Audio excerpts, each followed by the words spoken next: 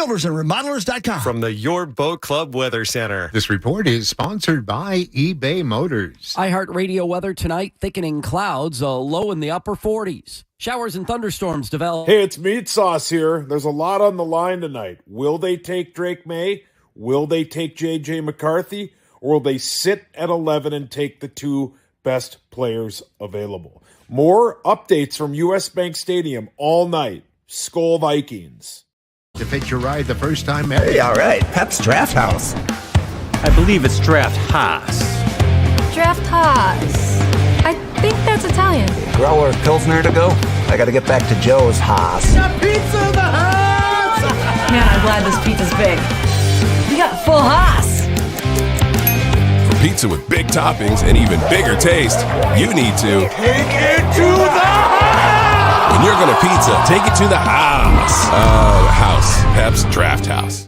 Fan by Pep's Drafthouse Pizza. Tonight, live on KFAN, we'll get the answers to the questions Vikings fans have been asking for months. Will they move up or stay put? Will quarterback be the focus? We'll find those answers tonight and hear from Vikings coach Kevin O'Connell and GM Kwesi Adolfo-Mensah. Let's go live to US Bank Stadium, along with Paul Charchian and former Vikings Ben Lieber and Pete Bursich. Here's the voice of the Vikings, KFAN's Paul Allen. Welcome back, ladies and gentlemen. Welcome back to US Bank Stadium, and welcome to the 2024 National Football League Draft. Welcome back, ladies and gentlemen. And it's great to see all of you again as the draft approaches. Indeed, I am Paul Allen. That's Ben Lieber. That's Paul Charchian. Gabe Henderson from Vikings.com, and Pete Bursich, an analyst for the Vikings Radio Network. They'll be joining shortly. Likewise for Minnesota Vikings running back Aaron Jones. Now, where we are now is the first round of the 2024 NFL Draft on KFAN is about ready to take off. US Bank Stadium is lively and excited for what undoubtedly is going to be something exciting that transpires this evening. And when I talk about the level of excitement from the fan base and even certain members of the media, I like to provide a historical perspective. So you're going to see a dear friend of ours, Mark Rosen, beloved Rosie, walking around US Bank Stadium tonight. Mark Rosen, whether it's WCCO TV or currently with KFAN, he has covered 50 drafts, a half century of drafts. And he said on KFAN today, this is the greatest and highest level of anticipation the fan base has ever had for a first round. So those of you here at US Bank Stadium, I ask, are you excited? And if you are, be as loud as you've ever been. HOF's on board, and so are we. The Minnesota Vikings are set to select 11th and 23 for now. Paul Charchian from GuillotineLeagues.com is here. And I'd like you, if you are so inclined, to mix it up involving or in particular with the implications this evening for the Minnesota Vikings now and moving forward, and the grandiose nature of the anticipation. And good evening. Good evening, Paul. This is the most important Vikings draft in at least a decade, and maybe ever, to Paul's point. Certainly the most important draft in the career of Kwesi Adolfo-Mensah. Kwesi now in position to reset the quarterback position and redefine the Vikings franchise. Many quarterback-needy teams talk themselves into desperate moves. Can Kwesi thread the needle to find a quarterback without mortgaging the future, while other teams are trying to do the exact same thing? Kwesi also challenged to find suitable starters at guard, defensive end, defensive tackle, cornerback, all positions of need. The best available players at 11 and 23 may not be quarterbacks. They might be defensive players. Defensive coordinator Brian Flores made chicken salad last year. This year, what could Flores do with a couple of first-round talents? Is that something that may unfold today? Kwesi has proven to be a fearless trader. Will we see fireworks tonight from Kwesi? Viking fans contemplating a move up, but equally shrewd could be moves down that give Kwesi more ammo tonight. Ben, if this first round, if today unfolds without a quarterback, can this still be a success? If we don't get a quarterback in the first round, that's the question. Yes. I don't see that as a success. Not at all. I mean, you guys are all here. We got thousands. And we're all listening. We got thousands. Right now, because we're not walking out of the first round without a quarterback. We're here because we want to hear which quarterback that they're most likely going to move up for. Hey. And going to be our franchise quarterback for the next 10 years. That's why we're here. Charch, you're talking about the worst case scenario, and how dare you bring my energy level down right now. We approach the Miller Lite draft party as fans, okay? We cover the Minnesota Vikings, and, we don't know any more than you when it comes to truly what's going to happen within the next 45 minutes, and that's from the heart. But we don't enter this building with the word weather on our minds. It's which one, and where. So that's how we're looking at it. If the Vikings draft a quarterback in the first round this evening, U.S. Bank Stadium, what will your reaction be? Pretty good. Pretty good. Wet blanket rolled in over here verbally, and I asked. And the crowd has spoken. Taking the best available player is usually in the long term a good decision. At pick 11, the Vikings may have their choice of defensive players from this entire draft. There's a scenario where the top 10 players are all offense. They could have their choice of best player at 11, and then you gain some flexibility at 23. Maybe the quarterback you like will be available later in the draft. You move back 5 spots and still get your guy, and maybe get a second rounder or a third rounder in there. There's a lot of ways to massage this draft that doesn't all hinge on the quarterback being taken specifically before 11. Well, Charch, look, man, I'm glad that you're here to talk about all the options. Somebody has to play the foil. Yeah, but look, I mean, this is not a draft where you try to outsmart people based on values and metrics and what some table as you cross the X and Y axis told you so you can save face with the public. This is, you do what you can. If it's this year's swap of top picks, the 23rd pick and next year's first rounder, and you go get a guy that you believe in, that's not over mortgaging. That's not sacrificing the future. It's the most important position in all of football and arguably all of sports. It's the same reason and the same argument that I'll make that why the number 3 pick should not be for sale if I'm the New England Patriots. No chance. You only get so many opportunities to get a franchise guy. They have that opportunity at 3. We potentially have that opportunity at 4, 5, or 7. I think we do whatever we can to move up to one of those spots, get the quarterback, and I don't give a damn if somebody says you overpaid for that guy. If you believe in that guy, you go get your guy. And I really enjoy science versus faith conversations. And the way Paul Charchian just laid things out very pragmatically and fortifying the metaphorical village. And there are a lot of good defensive players to have and offensive linemen and stuff. But this quarterback has the opportunity to provide quarterbacks that are going to change the faces of teams positively for maybe a decade or more. And that's what those on the inside think. And the Vikings have 2 first-round picks, and I want whatever quarterback Kevin O'Connell and his staff have identified as who they like the most. And I'm with Ben. I don't care what it takes to get it. Let's get it. If it's not any good, believe me, questions will be answered. But if he's unbelievably good, we ain't going to remember this night and what pocket change we had to give. Yeah, got to get it right. If you do decide you're going to give up a lot of equity, your number 11, your number 23, next year's first-round pick, you got to get it right. And you might get it right. And it could be that the 4th quarterback off the board is worth 3 different first-round picks. Usually that's not the case, but it could be here. And if Kevin O'Connell does believe in that 4th quarterback, we believe JJ McCarthy, great, but you need to have that level of buy-in. I need Kevin O'Connell to come on after that pick and say, I believe in this player. The only 2 on whom I'm all in, and not speaking for the team, are Drake Maye and JJ McCarthy when it comes to paying that metaphorical farm. That's assuming the LSU kid is not available. But Ben, when you draft somebody like Drake Maye or JJ McCarthy, both 21 years of age, and have I don't know if you have the luxury. You have the luxury. We don't know how it's going to work out with Sam Darnold at quarterback. I think it'll be okay.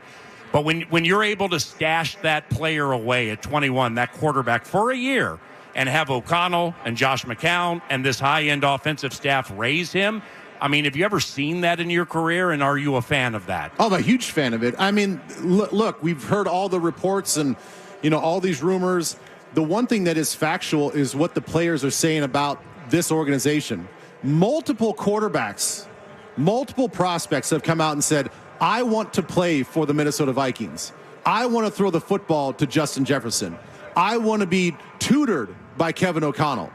So that to me is worth so much. And to your point, that's why if we have to go 1 year with Sam Darnold, I'm cool with that. I think that we can be competitive. Now, I'm not going to say that we're Super Bowl bound and we're going to make some waves in the playoffs, but I think that this competitive rebuild that they're talking about, that we're seeing this plan take fruition this offseason with these free agent pickups, we now understand a clear path to what they're talking about as far as rebuilding this team with youth, athleticism, with cheaper contracts. Having a 21-year-old quarterback learn from a veteran like Sam Darnold, understand the true speed of the game, I'm cool with playing the long game on this. Again, like Charch's point, if you get it right. And at training camp and rookie camp, mini camp, training camp, you have the opportunity to watch and for us to follow and cover, and for the guy actually to do it, to beat out the veteran, and to give every single thing he has this offseason as a top 10 pick to beat out the veteran. Well, that's super exciting. So off that, it's a line of delineation that is being drawn here. This is going to be an easy one to figure out. Were you right or were you wrong? And we should embrace and love those opportunities, especially given it's a quarterback. But more so to the science of the equation, there's a reason I brought this 64-ounce thermos, and it's filled with black coffee and 4 espressos. If this thing doesn't go the right way, you better pack a lunch because we're in it for the long haul. Gentlemen, there's a chance that JJ McCarthy, likely the fourth quarterback, starts to fall a little bit, gets into the 6, 7, 8 range. Hey. The phones are going to light up at TCO. Yeah. They're going to try to get Kwesi to move and try to spend some capital to get up and go get him. But also he could be there at 11. There's a scenario where JJ McCarthy falls to you at 11 and you don't give up anything. Yeah, well, there's also a scenario where Caleb Williams isn't drafted by the Bears.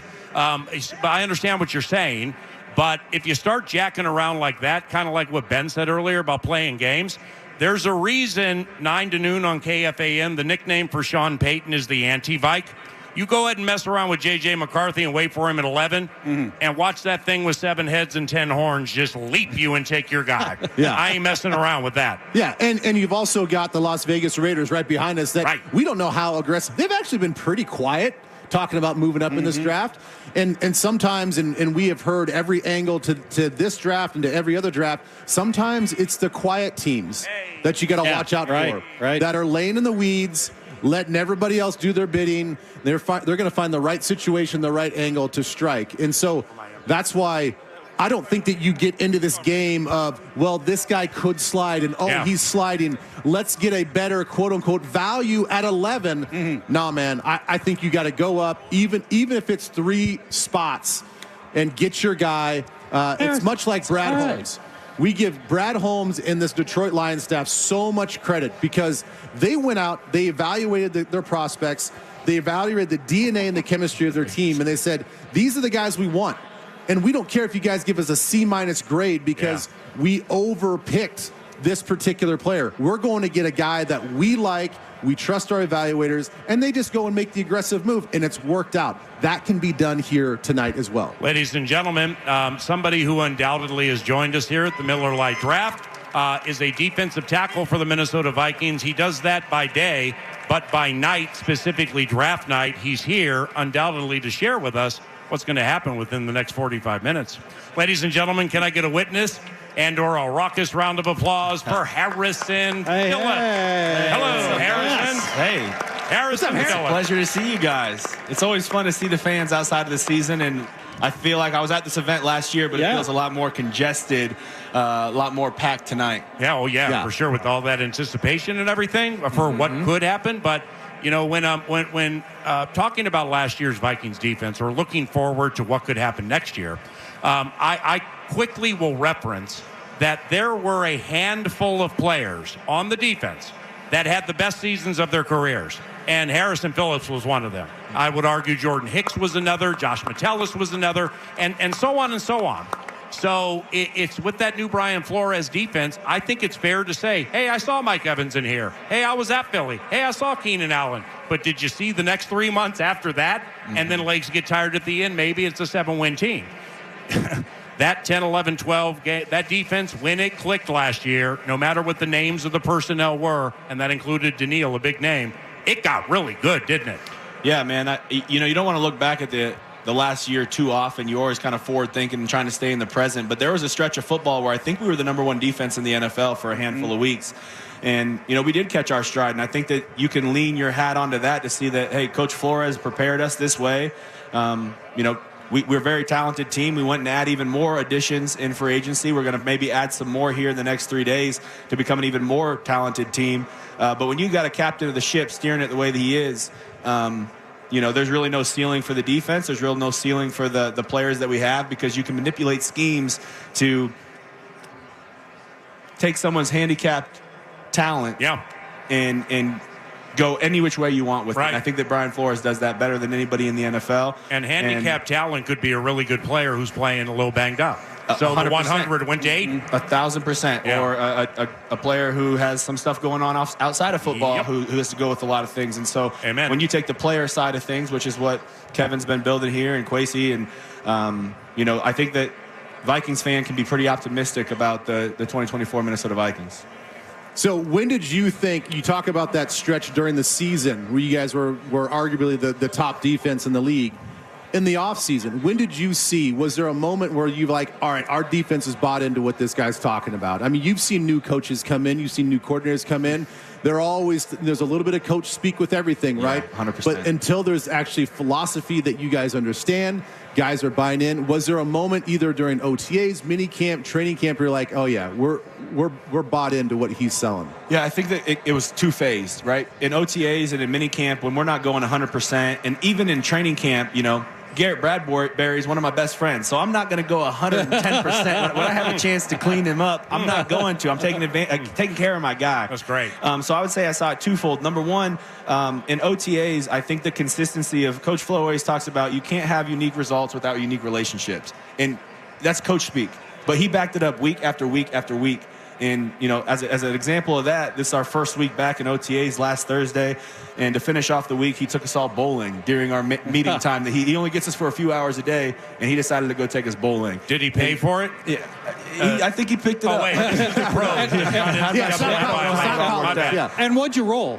I was the scorekeeper. We went to an old-fashioned place that didn't have a digital one, so they leaned in on the Stanford guy to make sure that I was standing the right way. Yeah. But so I think that in OTAs, we actually did build that trust and chemistry that, like, we are going to be a one defense. We're going to have joy in the way that we play, and we don't really care what's going to go on outside of this. How the offense is performing, what the record shows. We're going to control what we can control and play some damn good football. And then when you get to training camp, I think the second time we kind of bought in was around joint practices, when we saw all the things that he was talking about, the violence, the tackling, the takeaways. We couldn't really do that against our own guys, but when we got to those joint practices, we had some damn good joint practices. And I think that was kind of what catapulted us through a few roller coaster games in the beginning, but we caught right back where we're hoping to pick up this year. All right, Charchie. The defensive line has got a lot of moving parts on it from where it was last year, and I'm sure you've thought about the fact that you may be lining up next to different people than you did last season. Yeah. Just tell me about where the defensive line is right now, where you'd maybe like to see it get better. What can we do better? What kind of personnel would you bring in? What kind of things can this team do better over these next 3 days to improve that defensive line? Yeah, I think we want to talk about depth first and second. So if we go ahead and get a few defensive tackles, or take a few even after the draft as undrafted free agents in an Ivan Pace situation, yeah. I think that we would absolutely love to add as much depth as we can.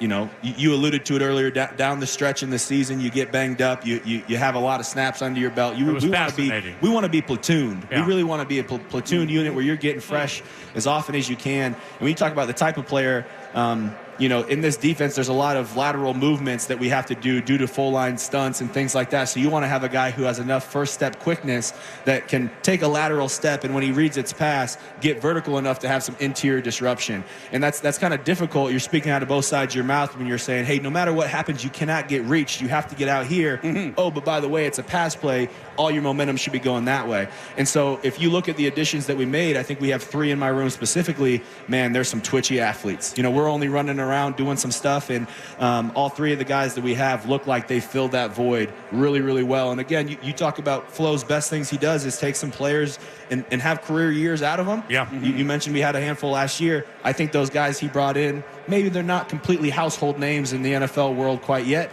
but after a season in this defense, I think you'll know them very well. All right, let's wrap it up with Harrison Phillips, defensive tackle for the Minnesota Vikings. Ben Lieber. Well, I'm just hoping that you can maybe give us some perspective. I think all of us here, the thousands that are here, the thousands that are listening at home, we're all thinking and hoping that a quarterback will be selected by the Minnesota Vikings, right? We don't know which one. That's up for their evaluation. Picking him for info. I'm not picking him. Not picking him for info. What I do want to know though is, from your perspective, can you explain from your mind how difficult it is for any one of these quarterbacks? It doesn't matter if it's Caleb Williams, how difficult it is for a young rookie, no matter the success, Heisman Trophy winners, to come into the NFL and be productive and be a leader on day one. It's a different game. The National Football League is a different game than college football. And the early enough the rookie can understand that, regardless of position, the better success he's going to have. And so you'll have a rookie come in stubborn, stuck in his own ways, and say, I've got this. I've figured it out. I've already become an All-American. I already was drafted here. I got it figured out. And that just delays the growth for them tremendously. And so I think the biggest thing in our team, and why if we decide to take a quarterback at some point in this draft, the biggest benefit that he'll have is he has a fantastic room.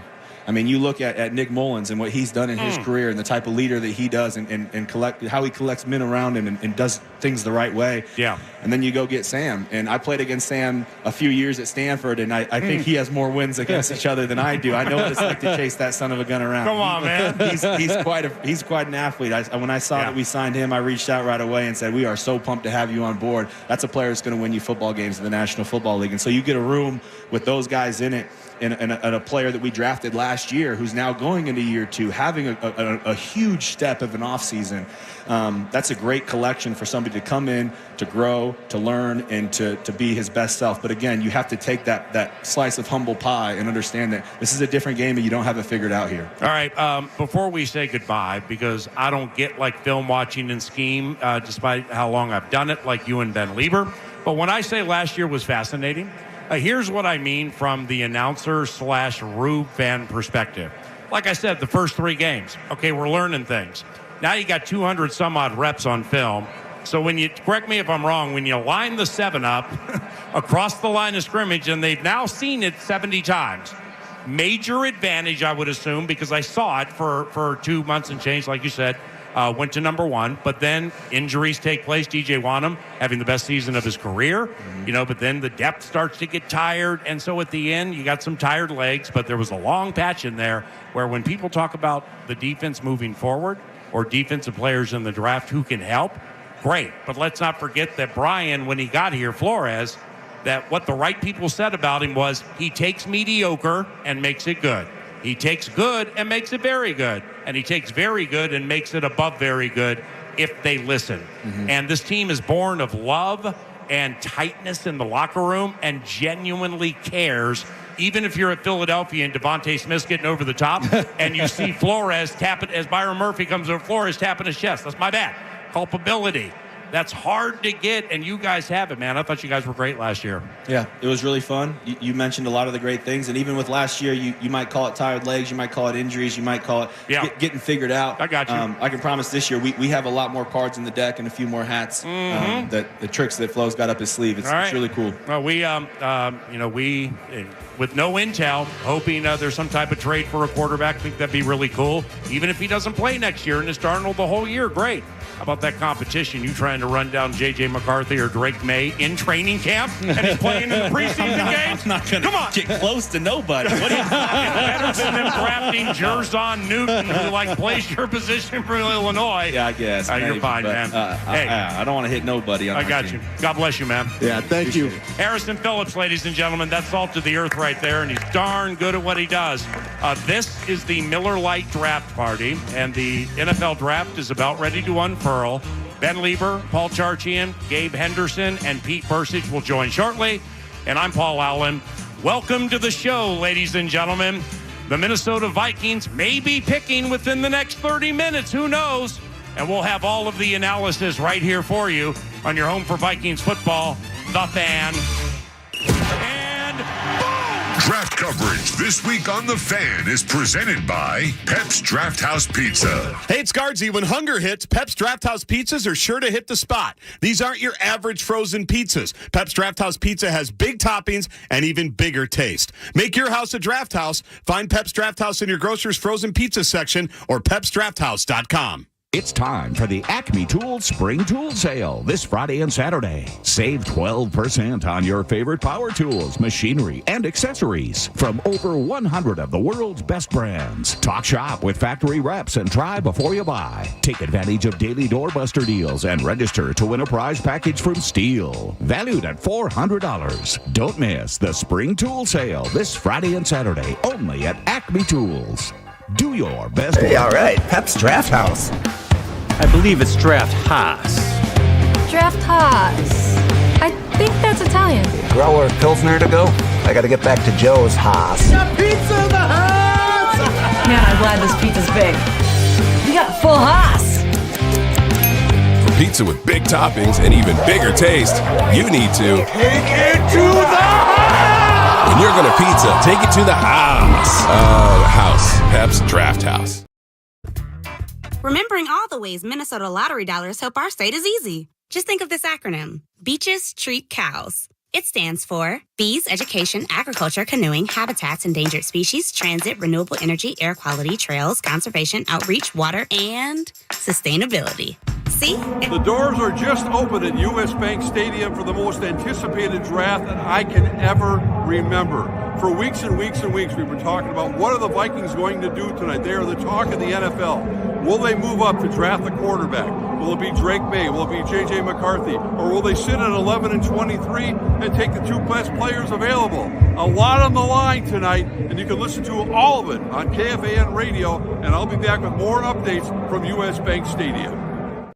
Cash rebate on all in-stock Blazers. Take advantage of the values and the savings on Chevy Blazers right now at Mauer Chev in Inver Grove Heights and Mauer, Maine in Anoka. Visit MauerAuto.com. Hi, I'm Ryan with My Three Quotes. If your house needs siding, roofing, or windows, My Three Quotes is the only free service of its kind that allows you to skip all the salespeople and have bids from multiple contractors emailed right to you. In one short meeting with me, I'll take the measurements and we'll decide what products make the most sense for your home. I know the pros and cons of all siding, roofing, and window brands and only use top-rated contractors. So set up an appointment today at getmy3quotes.com. That's the number 3, getmy3quotes.com.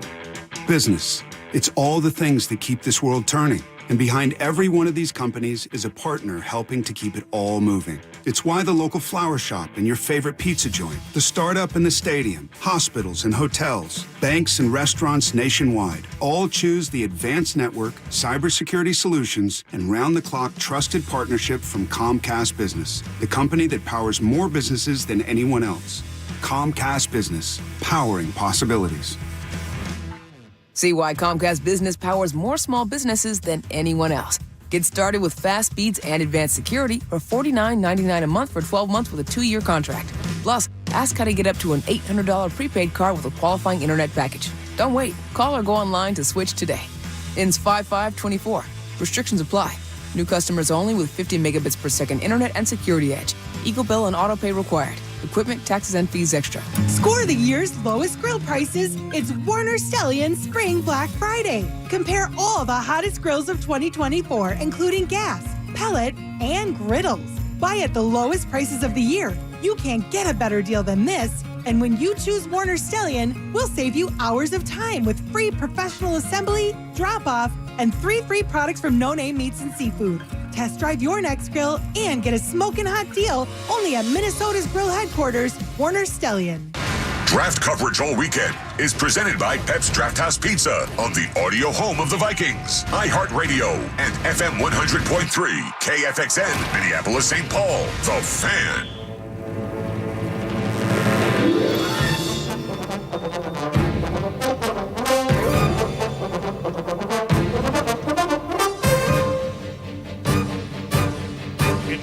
Miller Lite Draft Party at U.S. Bank Stadium. And welcome back, ladies and gentlemen. I'm Paul Allen. To the far right is Ben Lieber, former Vikings linebacker and analyst for the Vikings Radio Network. Paul Charchi, and next to him, next to me from Vikings.com and the Vikings Entertainment Network, ladies and gentlemen, Mr. Gabe Henderson has joined us now. All right, well, in that first segment, you heard us talk about a lot of scenarios where it's like, yes, a lot of us here would like the Vikings somehow, some way to trade up in the first round and find their way to one of 2 quarterbacks who are realistically mentioned most. Yeah. It would be Drake Maye from North Carolina and JJ McCarthy from Michigan. All right, so before they start drafting and we start taking a peek at like what realistic spots are, let's begin with Gabe and just go down to the right. What about the guys? Like how Drake Maye, let's start with Drake Maye. How does he play? And like from what you know or what you've seen, what do you like about him? I like the arm versatility that Drake Maye possesses when you turn on the film. When I talk about arm versatility, I'm talking about the different angles he's able to throw the ball effectively down the field. And that's something that you see in the Patrick Mahomes and the Justin Herberts of the world when you talk about the unique arm strength. His feet work can get a little bit better. He does get a little bit of, the happy feet when they call it, when a lot of guys get pressure in his face. But you look at, his supporting cast last year, he didn't have the offensive line to help protect him. So any quarterback that has a lot of pressure in his face gets a little flustered. But when the pocket is clean and when his guy is downfield, Drake Maye knows how to put the ball in spots that the top elite level quarterbacks in the NFL can do also right now. I love Drake Maye. If the Vikings find their way to Drake Maye, I will be over the moon for this draft. I love the fact that he was able to overcome a bad offensive line, receivers who didn't get separation. He had to be so creative, getting forced out of the pocket all the time, and the dude is a baller. Yes. He, there just exudes effort on every single play. You can see him processing. He keeps his eyes. He's getting ravaged with defenders, and his eyes are downfield, and he's looking to make a play. I feel like if you were to drop Drake Maye into an offense that has Justin Jefferson and TJ Hawkinson and Jordan Addison and bookend tackles, where he doesn't have to run for his life and he doesn't have to be a superhero, Drake Maye can be a very good NFL quarterback. Well, I think that's the exact reason why you have to look at all of these quarterbacks through a different lens, because none of them will have to do too much. You know what I'm saying? Not here. Not here with the Minnesota Vikings. That's right. And that's why it's team specific about what these teams like about these individual players. Whether it's McCarthy, whether it's Drake Maye, whether it's one of these other guys, the dialogue with them and the approach to all of them is going to be, look, guys, you don't have to be Superman here. You look at all these weapons. We surround you with immense talent. We're going to fill this little question mark that we have at left guard. We're going to be fine. Yeah. Okay? The thing that I like about Drake Maye is I actually think that he had a better year 2 seasons ago. Yep. Okay? He was much better 2 seasons ago. And everybody's like, well, what changed? Why did he maybe look a little off sometimes when you watch the film in the season? He had a whole different offensive coordinator. Yeah. The reason he went to North Carolina was because of Phil Longo. Yep. He wanted to go there because of him. He thrived under Longo. He departs, gets a new offensive coordinator. So it really, when you look at the film, if you want a really accurate depiction of what he can do with his easy arm strength and all this other stuff and his athletic ability and his prototypical build being 223 pounds, like, you have to look at both seasons where he had a comfortable offensive coordinator, where he got to learn the offense, versus what was he able to process in 1 year with a new offensive coordinator asking him to do different things. So I think he's mentally versatile, and I can't imagine what he'd look like if he had another year in the same system. All right, let's stay there. And the next one would be JJ McCarthy from Michigan. And a main man turned 21 years of age 3 months ago. So when we're talking about having the ability and afforded the ability and desire to not have to rush somebody right into the game. This is first and foremost for me, somebody who may need it most, but this stock coming from college, knowing the pro game is not like the college game, and like Josh Allen can be super inaccurate at Wyoming, then he gets into the NFL and he's raised right, and he's Josh Allen. JJ McCarthy, Ben, state of hockey, got to love him too. He was a high-end hockey player. JJ McCarthy, where do you start with him? Well, let's compare the two quarterbacks. So, McCarthy, I think a lot of people don't realize that he is 6'2". He's taller than people think. Wow. Yeah. For some reason, when you look at him on film and you look at him like in person without the pads, you're like, that's not a very big guy. That's what they said about Gabe. Sorry. Now when I wear boots, I'm 6'5". Yeah. That's what UNC said. So here are the things I like about McCarthy. I do love the fact, again, we're talking about fit for the Minnesota Vikings. I love the fact that he could seamlessly fit into what we do play action-wise. He, out of all the quarterbacks, including Drake Maye, turned his back to the defense more often than anybody else doing play-action pass. There's an athletic twitch to him that I freaking love. When he's in the pocket and he's just like twitching his shoulders, like you can tell this guy's oozes athleticism without even really trying.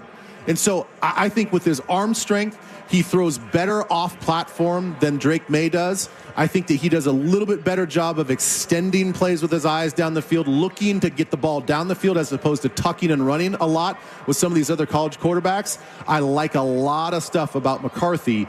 It's just that do they feel the same way? Does his youth play a part of this whole thing? Does his 9-inch hands play a part of this whole thing? What do you mean? What's between his ears? Do they feel like, that's what they're looking for as well? That's all the things that we don't know. But what I saw in film, I'm really impressed with McCarthy. Paul Charchian, co-host of the Friday Football Feast. Ben, the biggest knock on McCarthy is a weird one that you don't get a lot. Surrounded by talent. Yeah. Didn't have to carry his team the way Drake Maye had to carry his entire offense. He had the great offensive line. He had Blake Corum run the ball like crazy. He had wide open receivers. Didn't have to throw the ball all that often. Yeah. He was a guy who, he'd finish games with, 18 pass attempts. That doesn't make you a bad quarterback. But it does say that you've been placed into a really good position to succeed, which he did.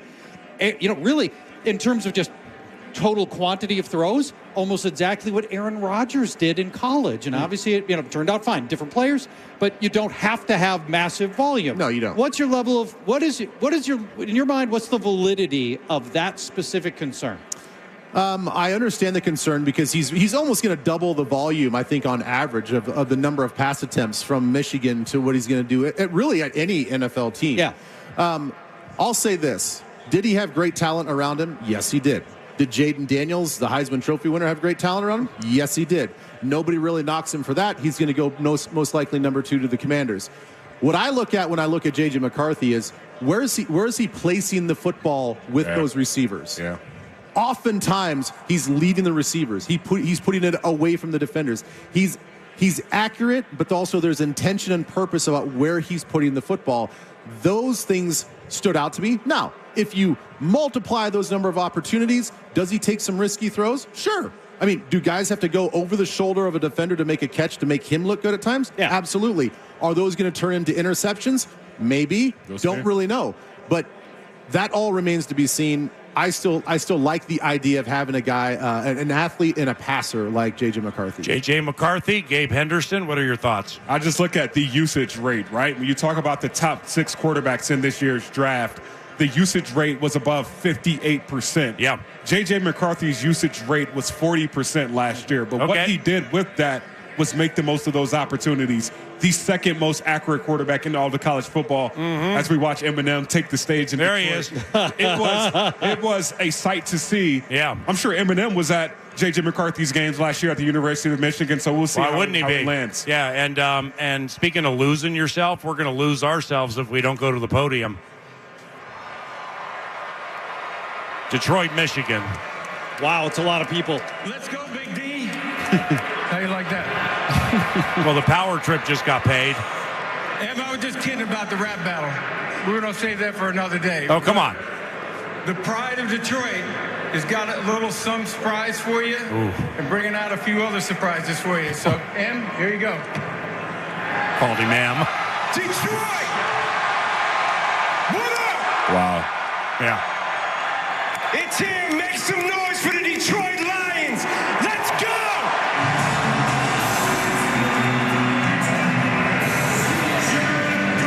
Oh, wow. Gonna try to get a new contract with Eminem.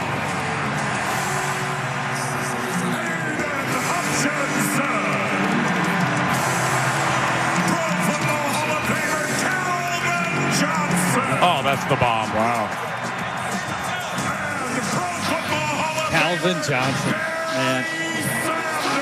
Oh, this is nice. Sanders, heck yeah. Quincy Jones has to be next. What about Madonna? I like Aretha. Aretha. Assuming they're all alive. Come on, man. Where's Eric Kramer? Or Jason Hansen? Yo, what up, Detroit?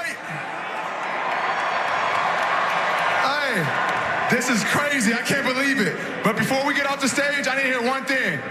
Jared Goff. Oh, wow. Wow. The Friday football feast in East Lansing. Going to bat for a quarterback. Wow. They love Goff, man. He's done everything he needed to do. What's up, Detroit? Let's go, baby! That's awesome. Couldn't stand the city 3 years ago. Now he's the mayor. Hey, Detroit! Let's turn up tonight, baby! Let's get it! Oh, that energy's palpable, I'm sure. Remember when Jared Goff got relegated to Detroit? And now look at where we are. Yeah, and Stafford, all he did was go out and win a Super Bowl. Hey. What's up, Detroit? What's up, football fans? Thank you for showing the world how we do it here in Detroit. This guy Great job, shook on Bursage 10 times. Left his cleats deeply embedded in the Metrodome. And the Silverdome. That was Barry Sanders. I just got one thing to say. Calvin Johnson. What up, though? Wow. Without doubt. Calvin Johnson could play today. All right, Detroit. For sure. Convinced. I like that. Listen to those boos. It's just Kidding me? embrace it, man. The officiating you guys got last year, and you're going to boo? We got fans from 32 teams right down here, and of course, all the Detroit faithful in the back. Welcome to all of you, and most importantly, thank you to Detroit. You guys have been awesome. All right. You ready to get the show on the road? Okay, the 2024 NFL Draft is now underway. Here we go, U.S. Bank Stadium. The NFL Draft is in the air. Let's see what your Minnesota Vikings do if they stand pat at 11 or 23, if they move all the way up with the New England Patriots and give up 3 first-round picks for a quarterback. Arizona has 6 of the first 90 picks. Arizona is not a very good team. Arizona could use more first-round picks. That's number 4. What else? What's on the radar right now, given the 2024 first round is in the air? Gabe, we begin with you. Will the Vikings move up? If they can't move up to 3, there are a number of teams after the Arizona Cardinals that will be willing to trade their pick. I'm looking at the Los Angeles Chargers as one. They need a wide receiver. They don't need a quarterback. They know that they can acquire more picks in the future if that's the case. But if the Vikings stay put, they get the best defensive player in the draft, and they can use that 23rd overall pick to do whatever they need to do to gain more capital and go whichever route they want to go. So I'm excited to see what that can look like. Indeed. Okay, so that is the crux of the part of my argument from earlier. If you take best available, if all of your work doesn't result in a trade up, and you're staying at 11, and you decide to go with best defensive player available at that pick, and you say, well, look, we'll use that 23 and move back up a little higher. With what? We got nothing. Right. We got no second. We got no third. You got to leverage next year's pick to move up when you should have just maybe taken the pick at quarterback at 11. That's my thing with when we try to just nail this thing through the eye of the needle and be like, oh, we went so clean. We got the best value. We preserved picks. If you flirt with this idea that you could get a great value at quarterback at 23 and move up in the draft, I'm afraid that we don't have enough capital to move up. And you got to keep in mind that those Raiders are right behind us, and so are those Broncos. And then after that, there's not a lot of quarterbacks that you'd want to draft in that situation. Right. They did their homework on the top 6. That's what was reported. And Michael Penix is a guy that could fall to the Vikings at 23. Mm-hmm. Do they chase him and move up, or do they drop a little bit further back, maybe 27, 28, and then get the guy that they want and get a day 2 pick? It's a lot of questions to be answered tonight. The Vikings are intertwined with the Giants and have been for 2 years. 2 years ago, the Vikings' 2 losses to the Giants helped propel Daniel Jones to the giant new contract that he was able to sign. Now the Vikings and the Giants may be doing battle to see who gets to go up to number 5 to go get a quarterback, or number 4 to go get a quarterback, and whether or not the Giants are ready to effectively move on from Daniel Jones. These 2 teams have been tied for 2 years, and they may be battling it out in the front office tonight. All right, let's pause now with the Bears 7 minutes away from the Caleb Williams era, supposedly or allegedly beginning. They also have pick number 9. They're also on the schedule. Now, as the fan has learned, we play them twice. Now, the Bears have just 4 picks this year, 1, 9, 75, and 122. So they'll go first, and then after them, the Washington Commanders, and on it goes. You're listening to the Miller Lite Draft Party from a lively and very energetic and excitable crowd at U.S. Bank Stadium. This is your home for Vikings football. This is KFAN. This is the NFL Draft, presented locally by Pep's Drafthouse Pizza on The Fan. BetOnline is your #1 source for the NBA and NHL playoffs. Hey, all right, Pep's Drafthouse. I believe it's Drafthaus. Drafthaus. I think that's Italian. Grower Pilsner to go? I gotta get back to Joe's Haas. Got pizza in the house! Man, I'm glad this pizza's big. We got full Haas. For pizza with big toppings and even bigger taste, you need to take it to the house! When you're gonna pizza, take it to the house. House. Pep's Drafthouse. On your favorite power tools, machinery, and accessories from over 100 of the world's best brands. Talk shop with factory reps and try before you buy. Take advantage of daily doorbuster deals and register to win a prize package from Steel, valued at $400. Don't miss the spring tool sale this Friday and Saturday only at Acme Tools. Do your best work. Folks, you can look high, low, far, and wide. And let me tell you, when it comes to tonneau covers, no one has a better lineup than your friends right here at Radco. Access, Lomax, Backflip, and more, including Radco's exclusive line of tonneaus starting at $279. If you want to put your truck a step above the rest, let the pros at Radco get you covered. 4 metro locations plus St. Cloud, online at radco.com. Radco, your truck, your way. Radco, your truck accessories pro.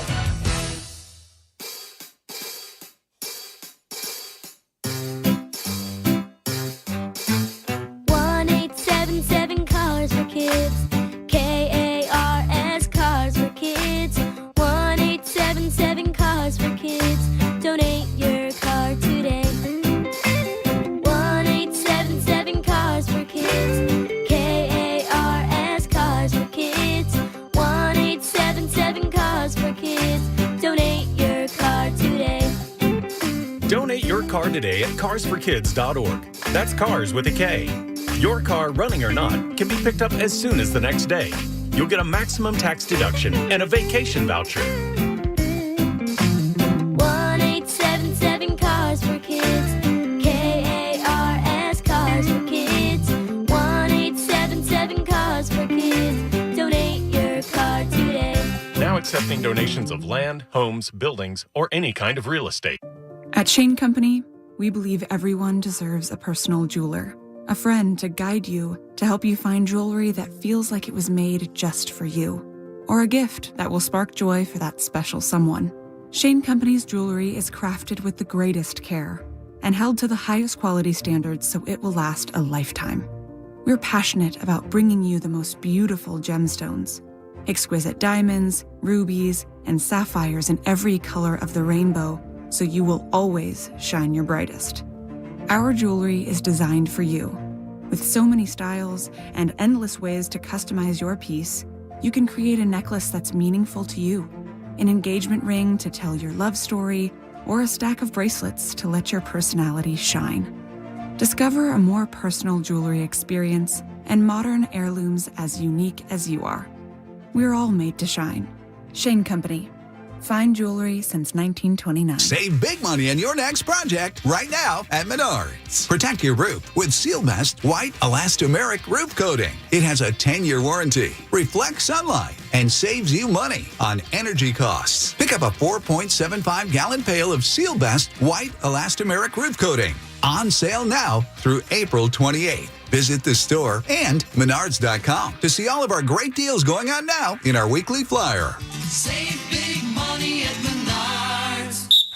The official morning show of the Minnesota Vikings is the Power Trip Morning Show, and we're live tomorrow morning, 5:30 to 9, talking all about tonight's NFL Draft. Now back to PA, live at US Bank Stadium on the home of the Vikes, KFAN.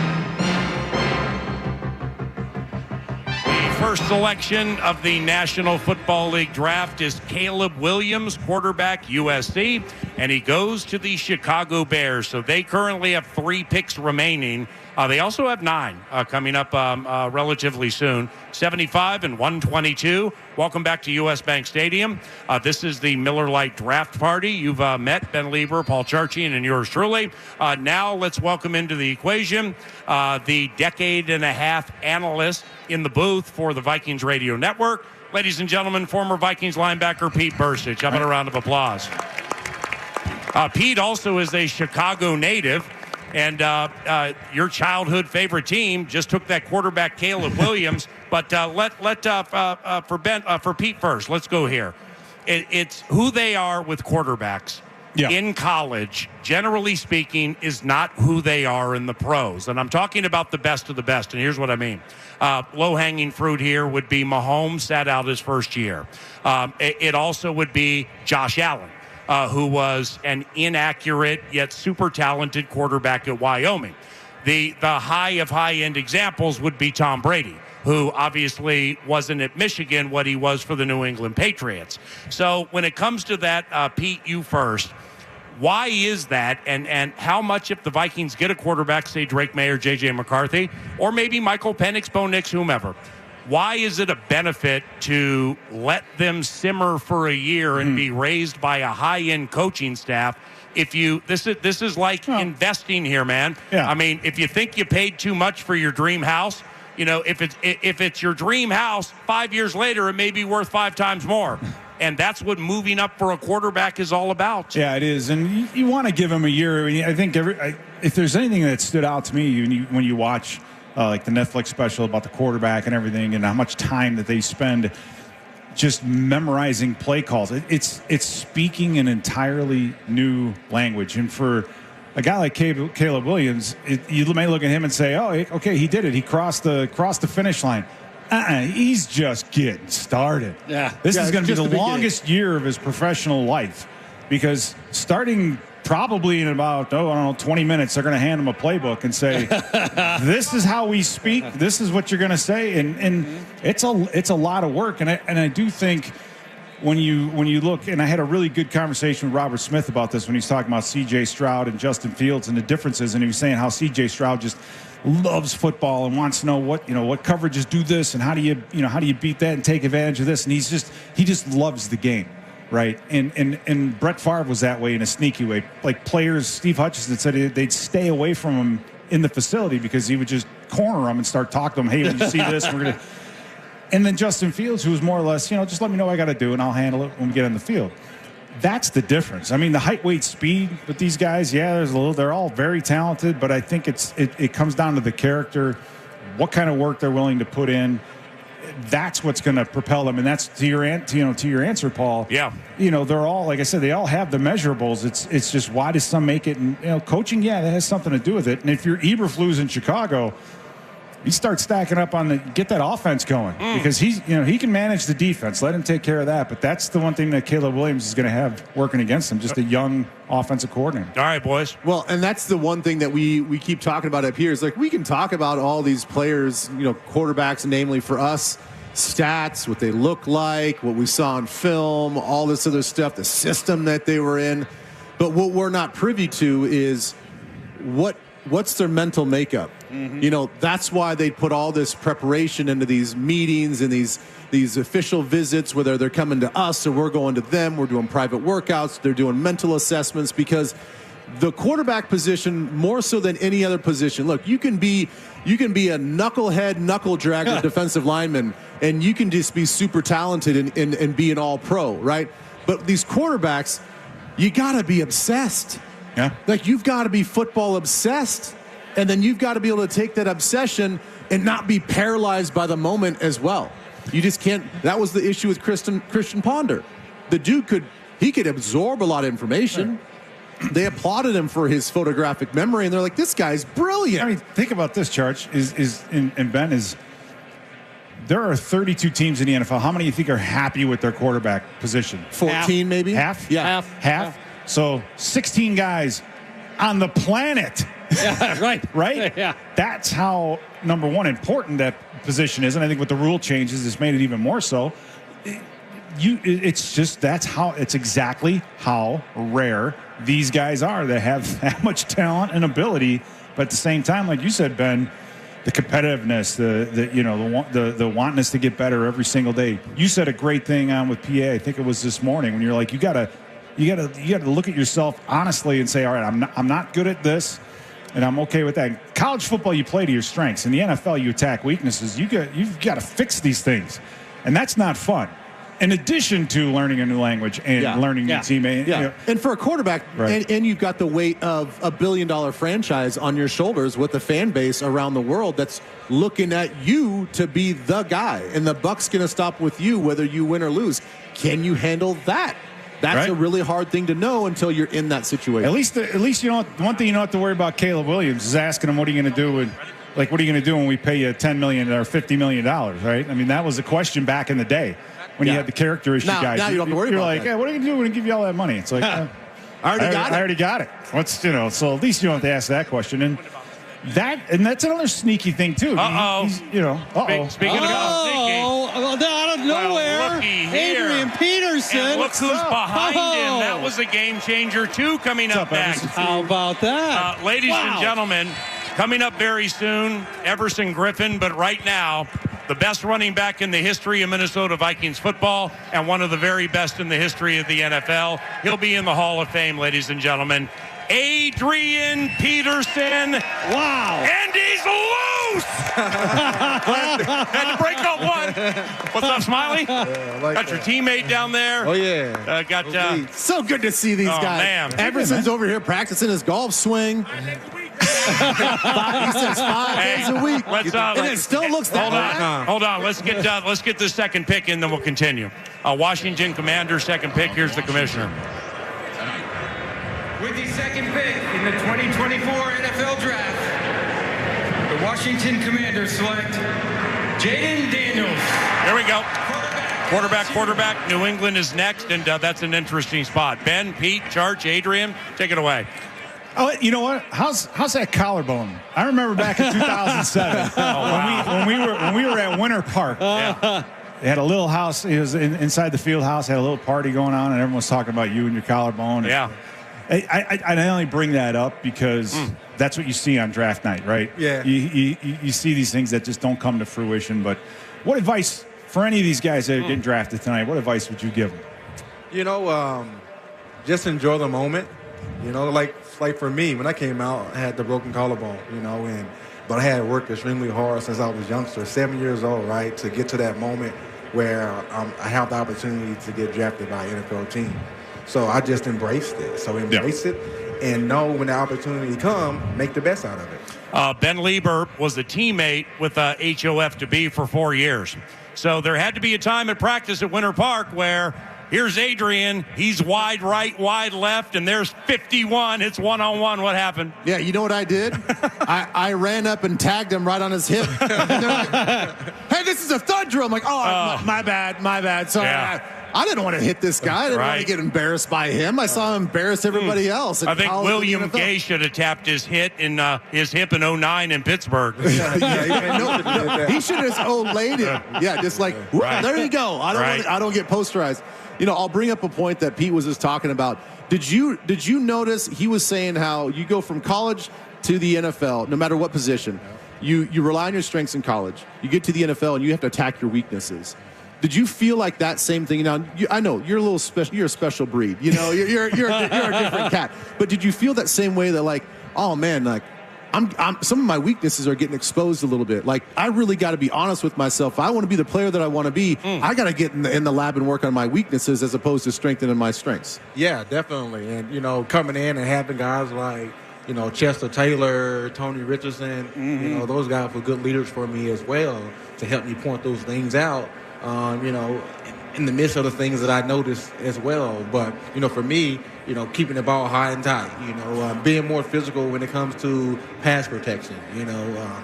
In Oklahoma, I really didn't catch the ball, even though, you know, I played football my entire life. You can catch the ball, right? But it was different when you're running routes. You got to be, you know, whether it was 2x2 or whatever the route concept was.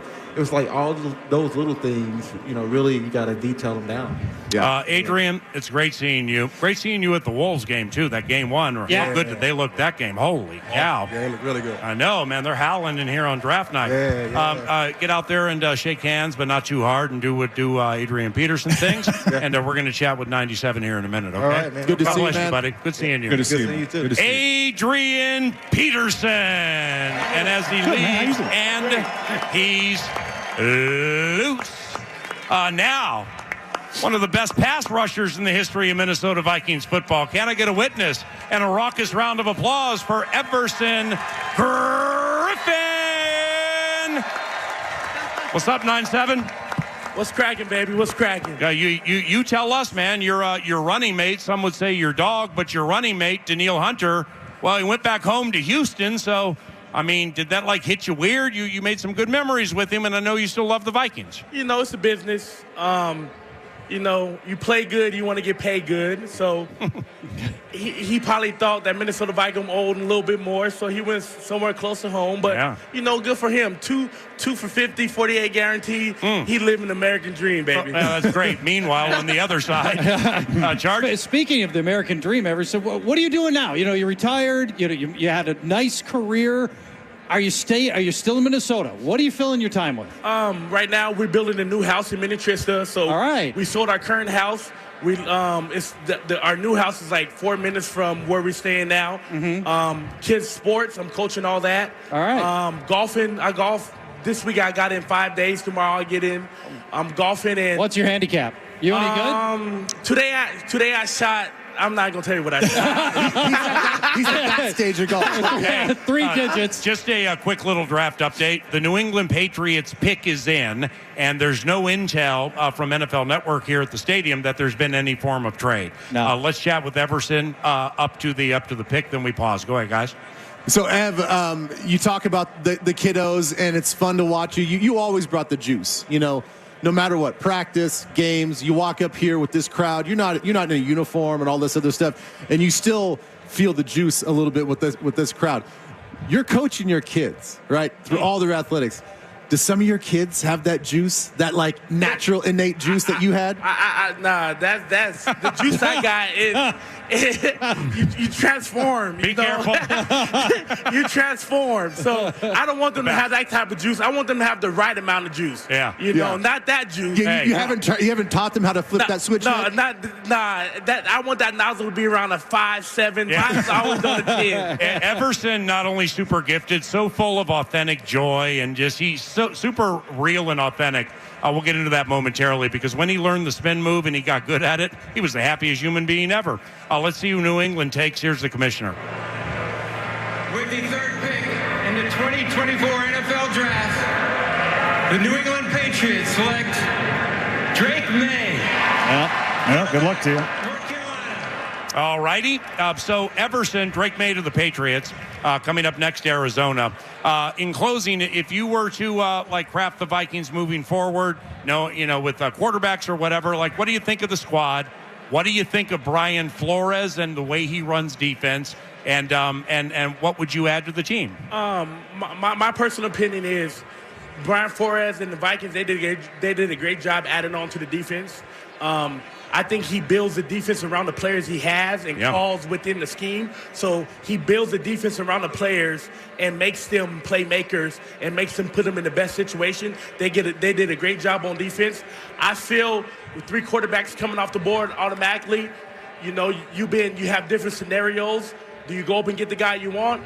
Who knows the guy they want? We don't know. But do you move up or do you sit back and you wait and you collect? It's all up to them. But I like them to get a quarterback.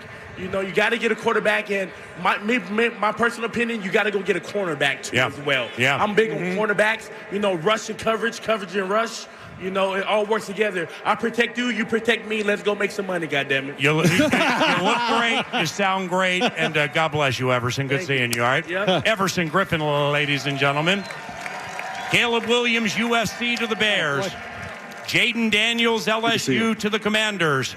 Drake Maye, North Carolina to the New England Patriots. And up next, the Arizona Cardinals with their first of 6 picks in the first 90 picks, including 2 in the first round. From U.S. Bank Stadium with Ben Lieber, Pete Bursich, Paul Charchian, and Gabe Henderson, I'm Paul Allen. We'll continue draft coverage with Arizona next on KFAN. Draft coverage this week on The Fan is presented by Pep's Drafthouse Pizza. Hey, it's Guardsy. When hunger hits, Pep's Drafthouse pizzas are sure to hit the spot. These aren't your average frozen pizzas. Pep's Drafthouse Pizza has big toppings and even bigger taste. Make your house a Drafthouse. Find Pep's Drafthouse in your grocer's frozen pizza section. Hey, all right. Pep's Drafthouse. I believe it's Drafthaus. Drafthaus. I think that's Italian. Grower Pilsner to go. I gotta get back to Joe's Haas. Got pizza in the house! Man, I'm glad this pizza's big. We got full Haas. For pizza with big toppings and even bigger taste, you need to take it to the house! When you're gonna pizza, take it to the house. The house. Pep's Drafthouse. 355-2727. Made to shine. Real stories from Shane Company customers. I set a career goal a few years ago, and I just reached it. I wanted to celebrate with a high-quality piece of jewelry, a classic that I'd have forever. So I went to Shane Company. I found the most gorgeous pair of sparkly diamond hoops. When I put them on, I can feel how well made they are. And they're just beautiful. And you know what? I deserve these. Fine jewelry crafted with the greatest care to last a lifetime. Shane Company. Fine jewelry since 1929. Weighing in with soybeans and a baby show straight out of Northern Missouri, we have Soybean Festival. From Hayward, Wisconsin, at 73 years young with the world's largest muskie statue, put it together for Muskie Fest. Finally, packing a punch with fire dancing and a pet costume contest, the Roseau, Minnesota Fall Harvest Fest. One of these festivals could win $100,000 in the Cenex Hometown Throwdown. You decide. Cast your vote at CenexHometownThrowdown.com. Cenex, powered locally. BetOnline is your #1 source for the NBA and NHL playoffs this season. Get all the playoff stats, news, and scores at your fingertips. With the latest odds and lines, including the latest team matchups, player props, and futures for every round leading to the finals, BetOnline has you covered the entire time. Head to the website today to get in on all the action. BetOnline, where the game starts. It's time for the Acme Tools Spring Tool Sale this Friday and Saturday. Save 12% on your favorite power tools, machinery, and accessories from over 100 of the world's best brands. Talk shop with factory reps and try before you buy. Take advantage of daily doorbuster deals and register to win a prize package from Steel, valued at $400. Don't miss the Spring Tool Sale this Friday and Saturday only at Acme Tools. Do your best work. It's Angela Warner, and at Warner Stellian, we're rewriting the rules of Black Friday. Forget waiting until November and forget the frenzy. Black Friday starting early this year at Warner Stellian with unbeatable appliance deals you won't find anywhere else. Choose from exclusive savings on top brands. Then trust our appliance specialist for personalized advice to make every purchase a perfect fit. Plus, relax while our pros handle installation without a scratch. Join the savvy shoppers and get ahead of the game during Warner Stellian's Spring Black Friday. Folks, you can look high, low, far, and wide. And let me tell you, when it comes to tonneau covers, no one has a better lineup than your friends right here at Radco. access, Lomax, backflip, and more, including Radco's exclusive line of tonneaus starting at $279. If you want to put your truck a step above the rest, let the pros at Radco get you covered. 4 metro locations plus St. Cloud, online at radco.com. Radco, your truck, your way. Radco, your truck accessories pro. You need reliable appliances to help you conquer your day. And Menards offers a variety of appliances for every part of your home. Criterion has refrigerators, dishwashers, ranges, washers, and dryers built to help make your life simpler. No matter how busy your life is, Criterion appliances are ready when you are. Save big money on all Criterion appliances. Visit the store and Menards.com to see all of our great deals going on now in our weekly flyer. Save big money at Menards. Hey, it's Nordo, and while we're all watching the draft tonight, I'll be on the KFAN text line. Let's text and talk more than people know. Send your draft comments and questions to 64686. It's all part of KFAN's draft coverage presented by Pep's Drafthouse Pizza.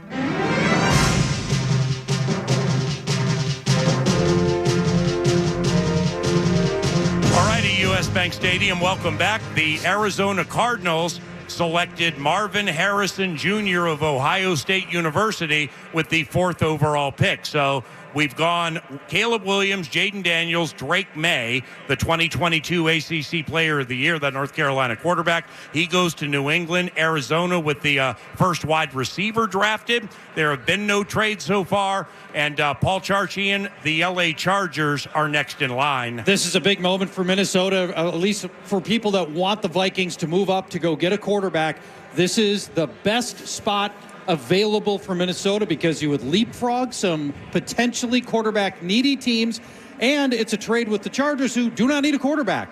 So right now, on the clock, the Chargers, this is a big moment for Minnesota. If the intention is to move up, you got to be dealing with the Chargers and Jim Harbaugh right now to find out if that's a possible move so you can go get JJ McCarthy. The tension in the building is palpable, Ben. Well, and it all hinges on what you think the New York Giants want to do. I'm in the camp of I don't think that you can go quarterback right now without having a viable plan to do with Daniel Jones. He's owed $69 million this year in money, whether he plays on the team or not. You cut him, $69 million. Obviously, trade him, $69 million in dead money. He's owed $33 million over the next 2 years after this next season. They have a lot of money on the books. I don't know if financially they can make a play at quarterback right now. But look, I mean, they're up against it. I mean, their head coach, he knows that he's got to start making moves. This is a blue blood franchise that wants to start winning right now with a quarterback and with some young blood. So it's like, where do you feel like as an organization, if the Minnesota Vikings, do we have to get above the Giants? I don't know. They have to trust their sources on the inside, how happy they are or not happy with Daniel Jones. Daniel Jones has not thrown more than 15 touchdowns in 4 years. It's, this is an organization that the Giants need to make the change. They made a bad investment in Daniel Jones, but that doesn't mean that you compound it by not securing his backup if he's there. Amen. I think the Giants will take JJ McCarthy. We'll find out in a couple of picks. Chargers are up. The Vikings want to make this move. I think the Chargers are going to hold the pick. That's my official prediction. But this is a big spot for the Vikings. It definitely is. And I think, again, when you look at the Giants and Chart, you would know who's Jones throwing to. Right. Now, I know a good quarterback will make an average receiver look a lot better. Mm-hmm. But the question is okay, you had to solve the quarterback issue.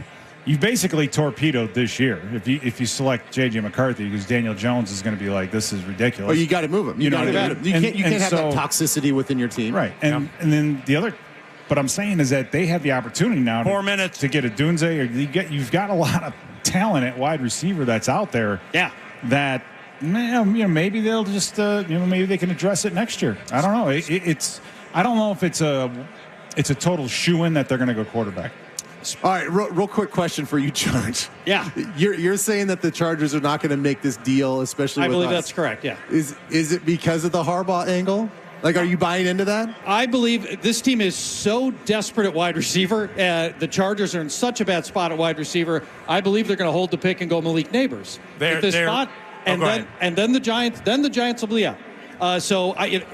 They've let Keenan Allen go. They cut Mike Williams. They don't have a starting wide receiver on this team, and Malik Neighbors looks amazing.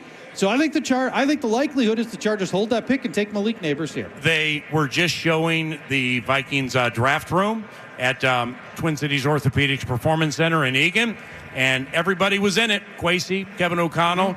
You saw President and owner Mark Wilf. There it is, back up there again. Nobody's on the phone. No phones. Right. I mean, it looks completely relaxed and chill. How do we read? No, Mark Wilf is texting. So is another one of the owners. What? Mark is texting me. He's texting me right now, and he said we're not moving. Right. So, it does. That does not look like a war room that's in the middle of executing a trade. $500 for any one of you who texts Kevin O'Connell and gets him to wave when he sees the red light go on. I mean, that'd be really loosey-goosey.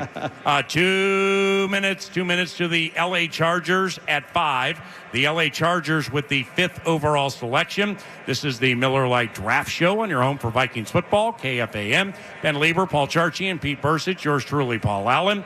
The L.A. Chargers are not on the Minnesota Vikings schedule this year. The L.A. Rams are. That's a road game. The Vikings have a London game this year at Tottenham Hotspur. That will be a home game, and the opponent has yet to be announced. Also, the schedule hasn't even come out yet, but be mindful, the Chicago Bears, who we obviously have twice, they took Caleb Williams with the 1st overall pick, and they're coming right back with pick number 9 unless they trade it. The Packers pick 25th. The Lions pick 29th. The Vikings still have picks 11 and 23, and we're a minute and change from the L.A. Chargers potentially selecting at 5, guys. So here's the thing I was going to ask you guys as well, is I think at this point, the Chargers are going to make the selection. They're probably going to go Malik Neighbors. Like it. Yep. But my question is, philosophically, don't you think with this wide receiver heavy draft, and especially if the Vikings sit at 11, wouldn't you just make the deal to go down to 11? You're still going to get a high quality wide receiver. You may not get Neighbors, you may not get Rome Odunze, but there's still some guys on there that I think that could benefit this offense with the big arm of Justin Herbert, and you pick up most likely the 23rd pick. To me, I don't know if they're in a situation where they need to turn that down. It seems like a great deal for me. Yeah. Well, and I think that depends a lot on the evaluation side. You know what I mean? Because you can be looking at, Rome Odunze and Brian Thomas and, Malik Neighbors. If you think there's a huge difference between number 1 on that list and the other two, then you may consider pulling the trigger and not wanting to go down to 11. That's why the evaluation part of it is so important. Chargers pick in, according to NFL Network. All right, it's official. Vikings will not be moving to 5. Yeah, we see no trade. The other possibility for the Chargers is offensive line. Jim Harbaugh loves his linemen. Now, they've gone offensive line 2 years ago. They went offensive line last year in the first round. This could make it 3 in a row. You can make an argument that the best available player is Joe Alt, and that could be a scenario here that might make sense for them. So that might be another alternative if it's not Malik Neighbors. And this is why it would be good for the Vikings. It would drop Malik Neighbors down to the Giants, and the Giants, to Pete's point, desperately need wide receiver help. Yeah. And Malik Neighbors is the best player on the board.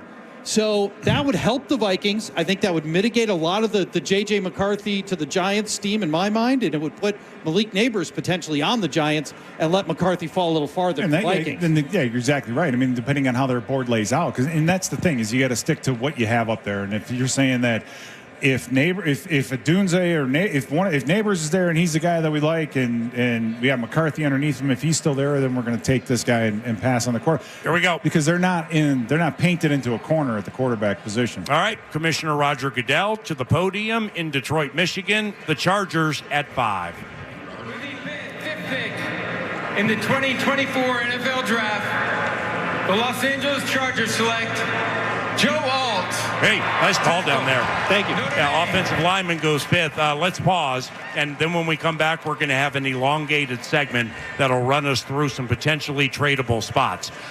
Joe Alt, the offensive lineman from Notre Dame, the tackle, he goes 5th.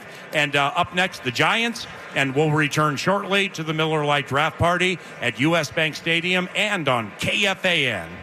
And Draft coverage this week on The Fan is presented by Pep's Drafthouse Pizza. Hey, it's Guardsy. When hunger hits, Pep's Drafthouse pizzas are sure to hit the spot. These aren't your average frozen pizzas. Pep's Drafthouse Pizza has big toppings and even bigger taste. Make your house a Drafthouse. Find Pep's Drafthouse in your grocer's frozen pizza section or pepsdrafthouse.com. Folks, you can look high, low, far, and wide. And let me tell you, when it comes to tonneau covers, no one has a better lineup than your friends right here at Radco. Access, Lomax, Backflip, and more, including Radco's exclusive line of tonneaus starting at $279. If you want to put your truck a step above the rest, let the pros at Radco get you covered. 4 metro locations plus St. Cloud, online at radco.com. Radco, your truck, your way. Radco, your truck accessories pro. my, oh my, do we have some really good news for you if you're looking for a car, whether it's new or previously owned, from Metropolitan Ford. It's in Eden Prairie. It's the best dealership in the upper Midwest, 494 and 5. And stop by and say hello to the GM, EB Eric Bjergard, and ask about this. Hey, I hear auto show deals are running now through April 30th. Is it possible for me, the consumer, to take advantage? EB be like, yeah, let's go out to the lot and check out some of these 2023 F-150s because Ford doubled the cash on the remaining 2023 F-150s. Now, $2,000 auto show customer cash plus 1.9% financing for 72 months on approved credit. There are fewer than 20 remaining in stock, so hurry in for the best selection of those 2023 F-150s at Metropolitan Ford in Eden Prairie. MetropolitanFord.com. It's your truck superstore. For over 7 decades, Twin Cities homeowners have trusted builders and remodelers to professionally install only the best products at great savings, and then stand behind it with a great warranty. And to celebrate their anniversary, save 72% off installation labor on any siding or door project. You need windows? Buy 2, get 1 free, including installation. Plus 36 months, no interest financing for qualified buyers. Awesome products and prices from the Twin Cities premier home improvement company since 1952. I love them, and so will you. Buildersandremodelers.com. Nobody does it better. You sweat in the summer and you freeze in the winter. No, not outside, inside your home. It's Paul Allen. If this sounds like... Hey, all right. Pep's Drafthouse. I believe it's Drafthaus. Drafthaus. I think that's Italian. Growler Pilsner to go? I gotta get back to Joe's Haas. Got pizza in the house! Man, I'm glad this pizza's big. We got full Haas. Pizza with big toppings and even bigger taste, you need to Take it to the house! When you're gonna pizza, take it to the house. Pep's Drafthouse. And you'll get $400 off every window and $850 off every patio and entry door. Plus, affordable payment options are available. So call 651-240-1010. 651-240-1010. That's 651-240-1010. Visit renewalbyanderson.com for additional details. Draft coverage all weekend is presented by Pep's Drafthouse Pizza on the audio home of the Vikings, iHeartRadio, and FM 100.3, KFXN, Minneapolis, St. Paul, The Fan.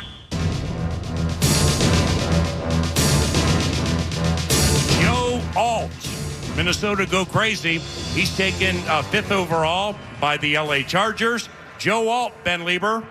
Well, you know, we were up against the break there, and we had that pick come in by the Chargers. And, you know, look, we got a local kid, a 2-time All-American that went to Notre Dame, that went to Totino Grace from North Oaks, Minnesota, just went top 5 in the 2024 NFL draft. So, man, how about let's that? give it up for that kid, man. Now, the Giants pick is in. This is very big for Minnesota with significant implications. They'll take a receiver. I think they'll take Malik Neighbors here. Yeah, nice call.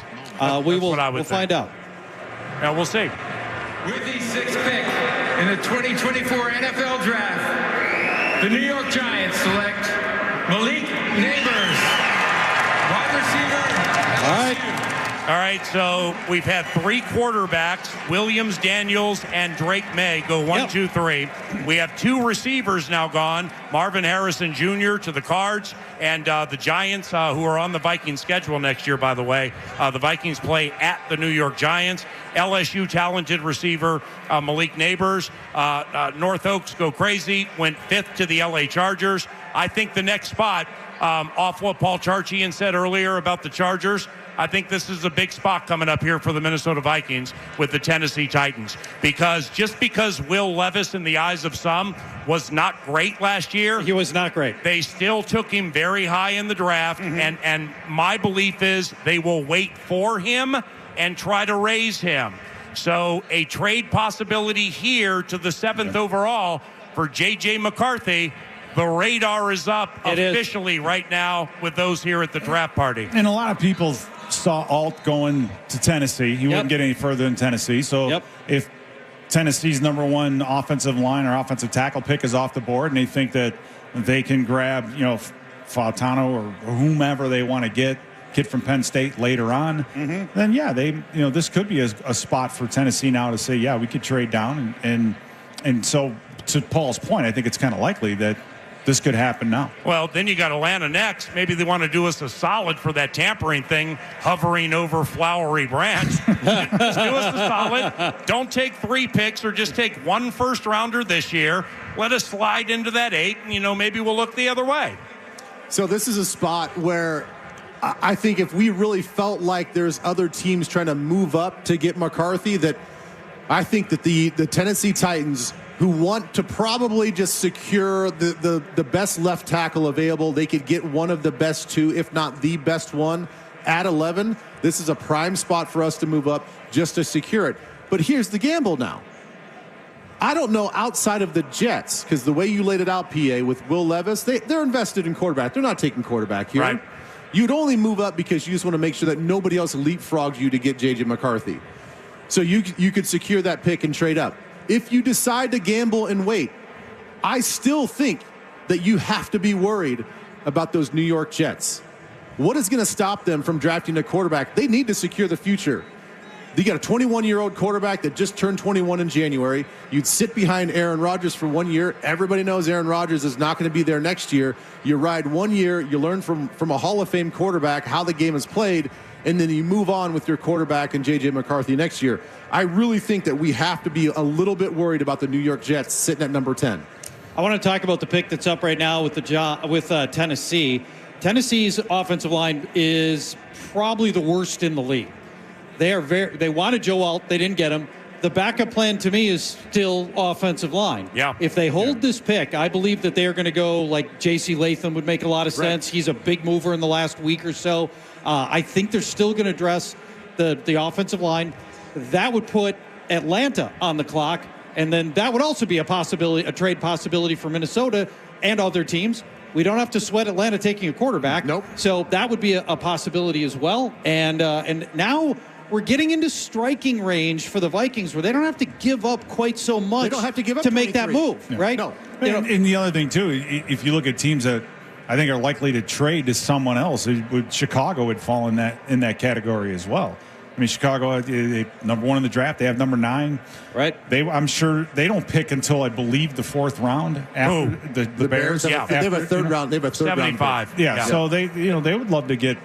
They would love to pick one up somewhere in between and pick up a couple more. And Kwesi's traded within the division before we know that draft day, or like Hawkinson during the season. Unless Odunze's on the board, then they're going to rough and grab him. How about this, boys? I mean, if you believe there's a certain facet of things where pride goes before the fall, the New York Giants, instead of fortifying the most important position in maybe all of sports, like Nacho Lieber said, they're like, nah, we're just going to take this and we're going to add to it with a fast receiver, and by golly, it's going to turn around, Tennessee pick is in. That means the Vikings have not traded to 7. Okay. So Tennessee is going to make this selection. Wow. And now the Viking fans can look to pick 8 potentially as a trade partner with Atlanta. No trades. Or do you keep playing chicken and you just wait this thing out and see if you can get JJ McCarthy at 11. 11, holy cow, man! It's starting to come into focus. Jeez. McCarthy at 11, right? Yeah, I mean, we have. Think about this too. We have another first round pick, but we don't have a ton of second and third rounders this year or next year. Right. Yeah, we have no second this year, no second next year. So what do you give? What do you give trade? to move up? Well, right. It made sense getting up, trading 3 first rounders to get up in the top 2 or 3 or 4. If when the Falcons are on the board at 8, if it says trade alert, Atlanta has given 2 7th-round picks for this 8th overall pick. Yeah, that tampering thing was really, really bad. So the kind of move, Pete, you hit on a very, very salient point. The kind of move the Vikings could still make is to move up to 8. They could swap first and second round picks next year. They could give up their first for a second next year.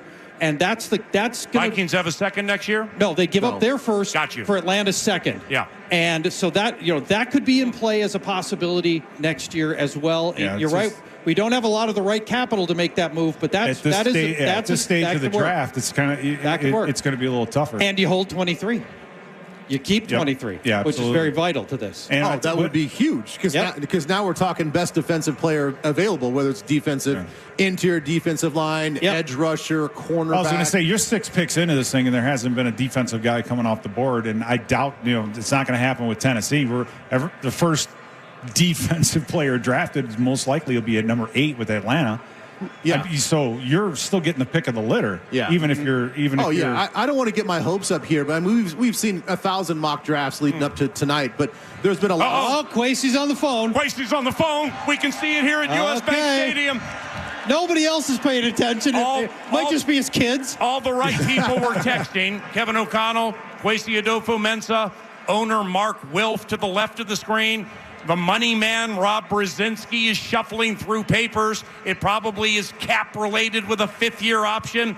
But we might have some action, ladies and gentlemen. Tennessee is set to pick. Atlanta's after them. Kwesi smiling. How do we read into that, boys? Well, there's something going on. He could be asking. Talking to Mark Wilf. That could be asking somebody if he wants to be a Viking. It's possible, although I don't see a lot of other people that happening. So, we'll find out. All right, let's. We have a very special guest set to join us here shortly. There's my man back there. Good to see you. We have free agency was quite bountiful for the Minnesota Vikings this offseason, ladies and gentlemen. Defensively, Jonathan Grenard, Alex Van Ginkel, Blake Cashman. Offensively, hey. Somebody who took all of 5 seconds to sign here. Ladies and gentlemen, one of the best running backs in the National Football League, Aaron Jones.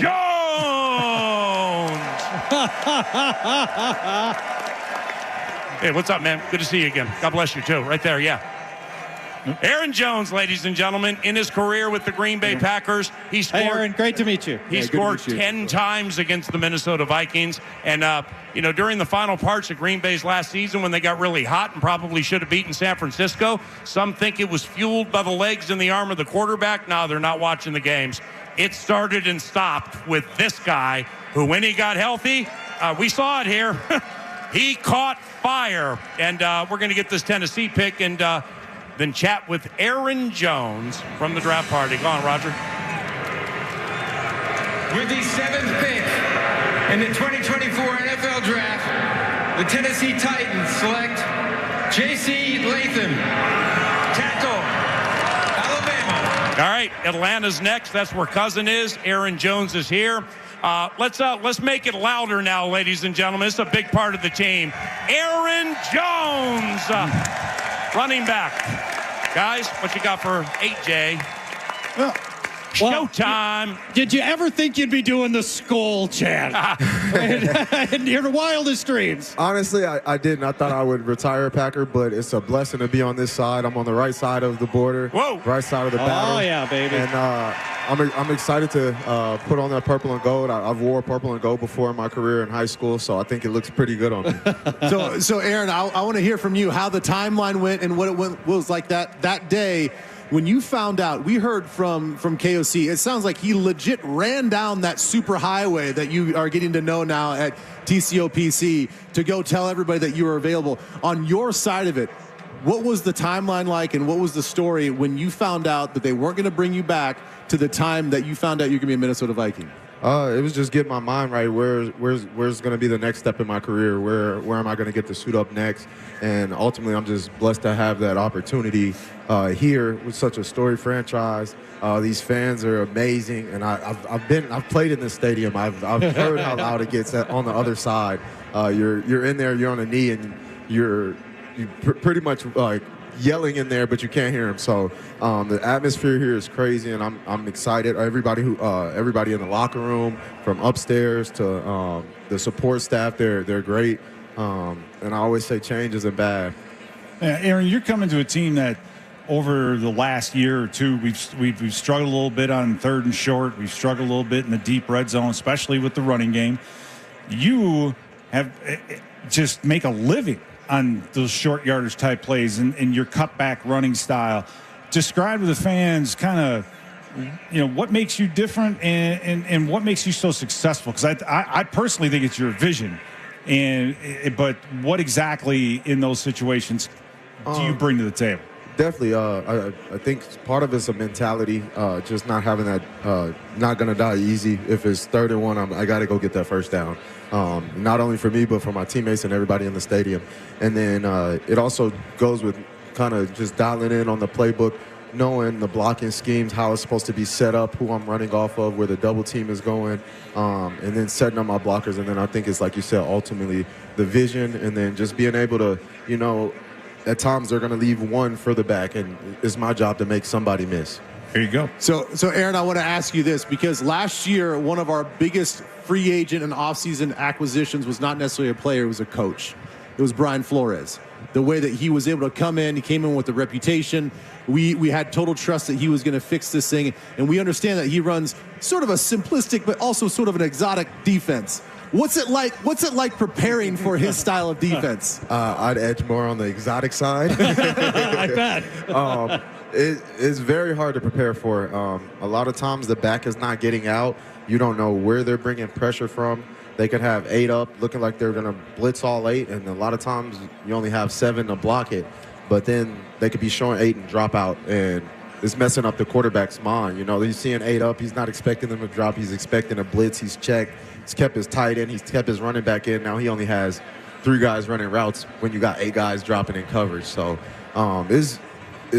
So he makes you guys really study during the week. Oh, you got to study during the week. Like if you're playing this defense, like you better be ready, because you never know where it's going to come. They're versatile. You'll see guys line up at different positions. One guy might line up at linebacker one time, then DN, and then safety. So you never know. Aaron, you're one of the best pass-catching backs in the NFL. Kevin O'Connell really hasn't exploited his backs in a big way that way. Has Kevin talked to you at all about an expanded role in the receiving game? Yes, sir. That's one of the things he said he was excited for me coming here. Just my route tree, how well I catch the ball out of the backfield, and that's another added component to the game that we can expand on. We feel like it's a mismatch.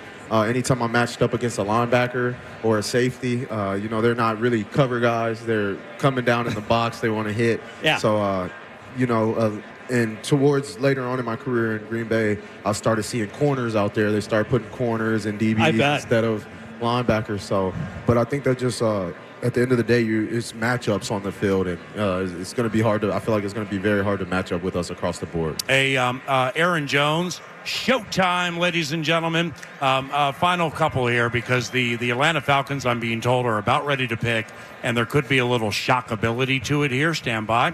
But playing on this surface, I mean, last year against the Vikings, you went for like 7-29 in that Vikings win at Lambeau. Okay, that might be the best overall defensive performance the Vikings played all year. I mean, what they did to Jordan Love that day should be a felony in 48 states. But later in the season, I mean, you're up there 120 and change, playing on this surface full time. Let's talk about that momentarily. But here comes Roger Goodell. And let's see what the Atlanta Falcons do at 8. JJ McCarthy is still available. In the 2024 NFL Draft, the Atlanta Falcons elect Michael Penix Jr. Told you. Wow. Shocker. What? Hey. Wow. Michael Penix Jr. They got a lefty. Wonder how Cousins feels about that. Okay. But yeah, that was crazy. What? Right? I wasn't expecting Wow. that. Oh, I thought it was going to be one of 8 players from TCU. They just spent a lot of money on Kirk, didn't they? Right, yeah, a lot. Yeah. Okay, so playing here full-time on this surface, I mean, does that excite you? It's a fast surface here, man. Oh, it definitely excites me. This was, like I said, this was already one of my favorite places to play. I prefer to play on turf. It's a faster surface, and we're indoors, and I just know I'm in control of my body more. You don't see us slipping like Lambeau. You probably see people slipping, or on grass fields. You see people slipping here. You don't really see that. You can put your feet in the ground. I can cut. I'm in control. Well, we appreciate you stopping by, man, and God bless you. And it's excellent having you here on the team. Can't wait to watch your games this season. Ladies and gentlemen, Aaron Jones, new Minnesota Vikings starting running back. Thank y'all for welcoming me with open arms. I love you guys. You're awesome. Thank you. Michael Penix Jr. to the Atlanta Falcons. Who knew?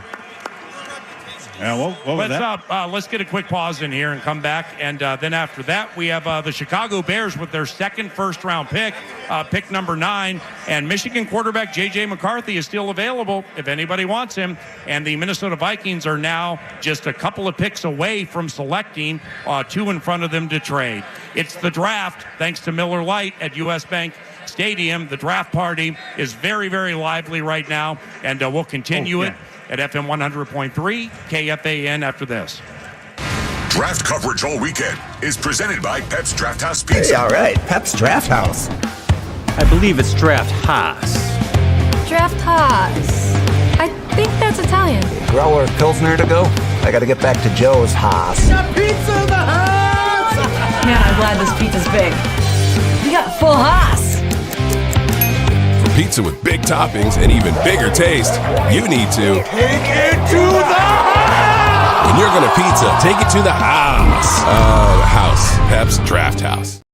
Knowing you have everything you need for that next hook set at Scheels and Scheels.com. It's Angela Warner, and at Warner Stellian, we're rewriting the rules of Black Friday. Forget waiting until November and forget the frenzy. Black Friday starting early this year at Warner Stellian with unbeatable appliance deals you won't find anywhere else. Choose from exclusive savings on top brands. Then trust our appliance specialists for personalized advice to make every purchase a perfect fit. Plus, relax while our pros handle installation without a scratch. Join the savvy shoppers and get ahead of the game during Warner Stellian's Spring Black Friday. It's time for the Acme Tools Spring Tool Sale this Friday and Saturday. Save 12% on your favorite power tools, machinery, and accessories from over 100 of the world's best brands. Talk shop with factory reps and try before you buy. Take advantage of daily doorbuster deals and register to win a prize package from Steel, valued at $400.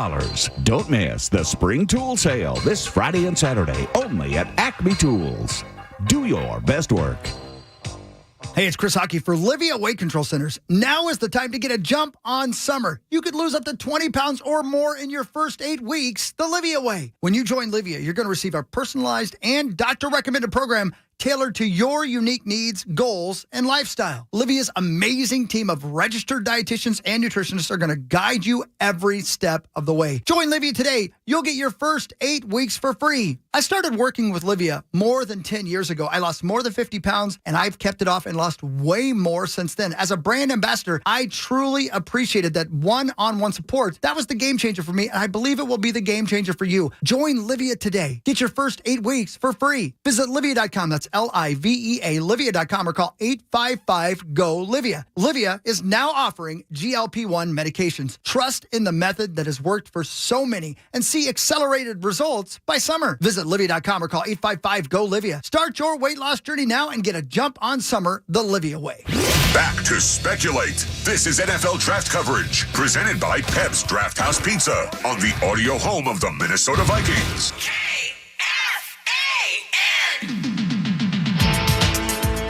Roger Goodell and the Bears at 9. Rome Odunze. Caleb Williams at 1. Rome Odunze at 9. And that could be an O-doozy playing with DJ Moore and Keenan Allen. Cole Kmet, play action off DeAndre Swift. Rome Odunze, guys. What do you think? Well, this becomes a very interesting spot for the Vikings. Now, the Jets at 10 have, they could get Brock Bowers if they hold the pick, but also a lot of teams would like to move ahead of Minnesota to go get JJ McCarthy. If you're Denver, or if you are Las Vegas, or maybe even the Saints, maybe the Rams. You don't have to move far to leapfrog the Vikings. Do the Vikings move to 10? Do the Vikings play chicken here? Do they wait it out, or do they make the move? And it depends on what the move costs. I do know this: when you look at the Rome Odunze, Kevin Warren's on the phone right now saying, "Give me that stadium built now." With the retractable, I mean, you get Caleb and you get this stud. The amount of offensive firepower that they've been able to add to this team, and you're going to go into this season and you're going to see the Vikings are, with all the hype with the Bears have drafted, the Detroit last year, how Green Bay finished. It's not going to look pretty in the preseason rankings as far as what people think of the NFC North. These teams are getting so much better. And you arguably have three of the better. As a quarterback division goes, the NFC North might be it. Yeah. Well, here's the ideal situation for the Vikings. It doesn't seem like, even if we move up one spot, we're not giving up 23. So to your point, we have a trade. Oh, here we go. We have a trade. Here we go. And the Vikings have traded into 10. Here it comes. The Vikings have traded into 10 with the Chicago Bears. Assumedly, that was with the Jets. With the Jets. Thank you. So the Vikings go up to 10. The Jets go back to 11. We see a very joyous Chicago Bears draft room because their pick at 9 was Rome Odunze. And now you go to 10. U.S. Bank Stadium, the Minnesota Vikings are on the clock. They had picks 11 and 23. They now don't have 11 and 23. We don't know what the compensation is. They're at 10. The Jets go back to 11. And what would you guys guess this is for? Well, JJ McCarthy. It's got to be JJ McCarthy right here. It's JJ to JJ, guys. I mean, we still have. Is there anybody else? You still haven't had a defensive player selected. We haven't had a defensive player selected. They could have their pick of defensive players, but I don't think that it's going to fall that way. Right. So yeah, it has to be JJ McCarthy. It's going to be JJ McCarthy right here. And the Vikings moved up just one pick. Yeah. So the Jets convinced Kwesi there were other suitors that the Vikings had to pay for the right to move up that one spot. Much like Rick Spielman did to the Browns like 5-6 years ago. Yeah. And I don't have that. Here we go. So the Vikings get number 10 and a 6th rounder. They give up this one, and we still have number 23 tonight. Yep. And we still have our 1st rounder next year. A 4th and a 5th. Round pick this year go the way of the New York Jets. Yeah. So we had 2 4ths and we had 2 5ths. We lost 1 4th. We lost 1 5th. So we still have a 4th, a 5th. We pick up another 6th, and then we also have 2 7th round picks as well. This is Kwesi Adofo-Mensah recognizing the urgency of the moment, and off what Paul Charchian really amplified well. Denver can parade Bo Nix all it wants, and it may take Bo Nix. But Denver was in an absolute strike position to take JJ McCarthy, as were the Las Vegas Raiders right behind them. And then you get to the wild cards, the LA Rams with a Matthew Stafford insurance, and the Dallas Cowboys in case they cannot get Dak Prescott worked out. So Kwesi Adofo-Mensah, the general manager for the Vikings, and his staff moved into 10, assumedly to take JJ McCarthy, the 21-year-old rookie quarterback from Michigan. He's a national champion. Now, we don't know that's the pick. We're just kidding. It's the pick. It's the pick. If they jump up here and hit us with your guy Turner from Alabama, I'm leaving the building. It's going to be JJ McCarthy. We're looking at a really, really happy draft room with the Minnesota Vikings. Look at O'Connell. Now, holy cow. I mean, there were a lot of fans ready to give up 11, 23, and next year's 1st rounder to go get JJ McCarthy. This team did it, giving up a 4th and a 5th round pick. And they got the guy that many fans wanted all the way up to move up to perhaps an up pick number 4. Well, and the thing is, too, is like I've said in the past, as far as figuring out the quarterback position, obviously the most difficult position in sports. This franchise is set up to do that now. I mean, when you have Kevin O'Connell, who's a former NFL quarterback, former position coach, coordinator, now he's a head coach calling plays. I respect his ability to find that talent, to find that person, and then be able to put the proper price on him. So look what's happening in front of us. I think it's absolutely fantastic. I mean, it's like the compound doors have broken open and everybody is like storming the stage. They're so excited. U.S. Bank Stadium. How you feeling right now?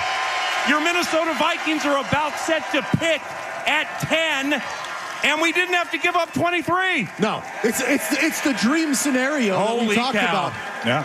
And here's the thing, guys. You got to think about the magnitude of this situation. We still get pick number 23, and a lot of people reported months ago that they loved him as well, as much as they do Drake Maye. So they're getting a guy that they love. Now, we're all assuming that's going to be JJ McCarthy. Oh, it will be. It should be.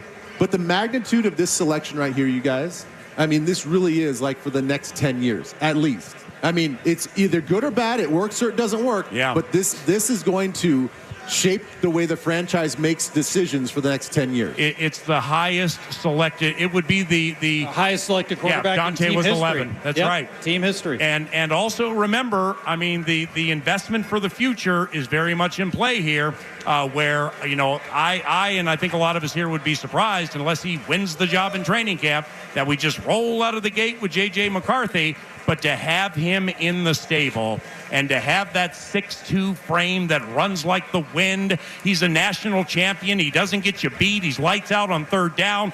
He plays from under center like a lot of college quarterbacks don't. Yeah. If it's JJ McCarthy, as the investment goes over the years, I think we all think we really got a good one, right? Yeah, we do. And when you look at the film and you see what that has to say, and I think the only complaint that people had about Michigan was they just didn't throw the ball a lot. I do not think it has anything to do with McCarthy. I think it's the fact that his offensive line couldn't pass block to save their lives, and I think that they were forced to run the football as much as they did. Well, they're so physical too. They just would beat people up. Of the top six quarterbacks, let's just talk about the top six quarterbacks. He's the only one that I saw on film turn his back on a defense to make a play fake, get to the top of his drop, plant his foot, and throw the football like we'd seen Cousins do a million times here. And so being able to take a snap under center, that's huge. And you're seeing, and you get to see that with him on film. So what you're asking him to do is not going to be, he's not going to have to relearn. No, it's not a huge departure to what he was doing before. Roger Goodell is approaching the podium in Detroit, Michigan. The Minnesota Vikings traded up one spot with the New York Jets to select 10th in the 2024 draft, and they keep their 23rd. Here we go. Here's the commissioner to make it official. To help make the Minnesota Vikings selection, we are honored to have with us the surviving mother, brothers, and nephew of fallen hero, United States Army Sergeant Zachary Ewing.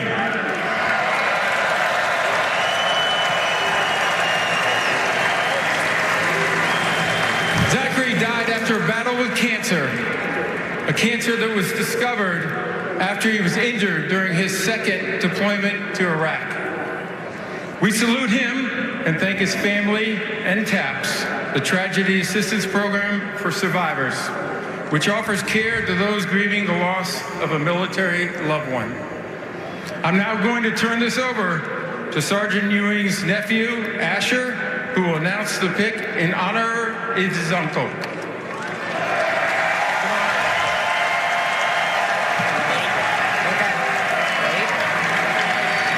With the 10th pick in the 2024 NFL Draft, the Minnesota Vikings select JJ McCarthy.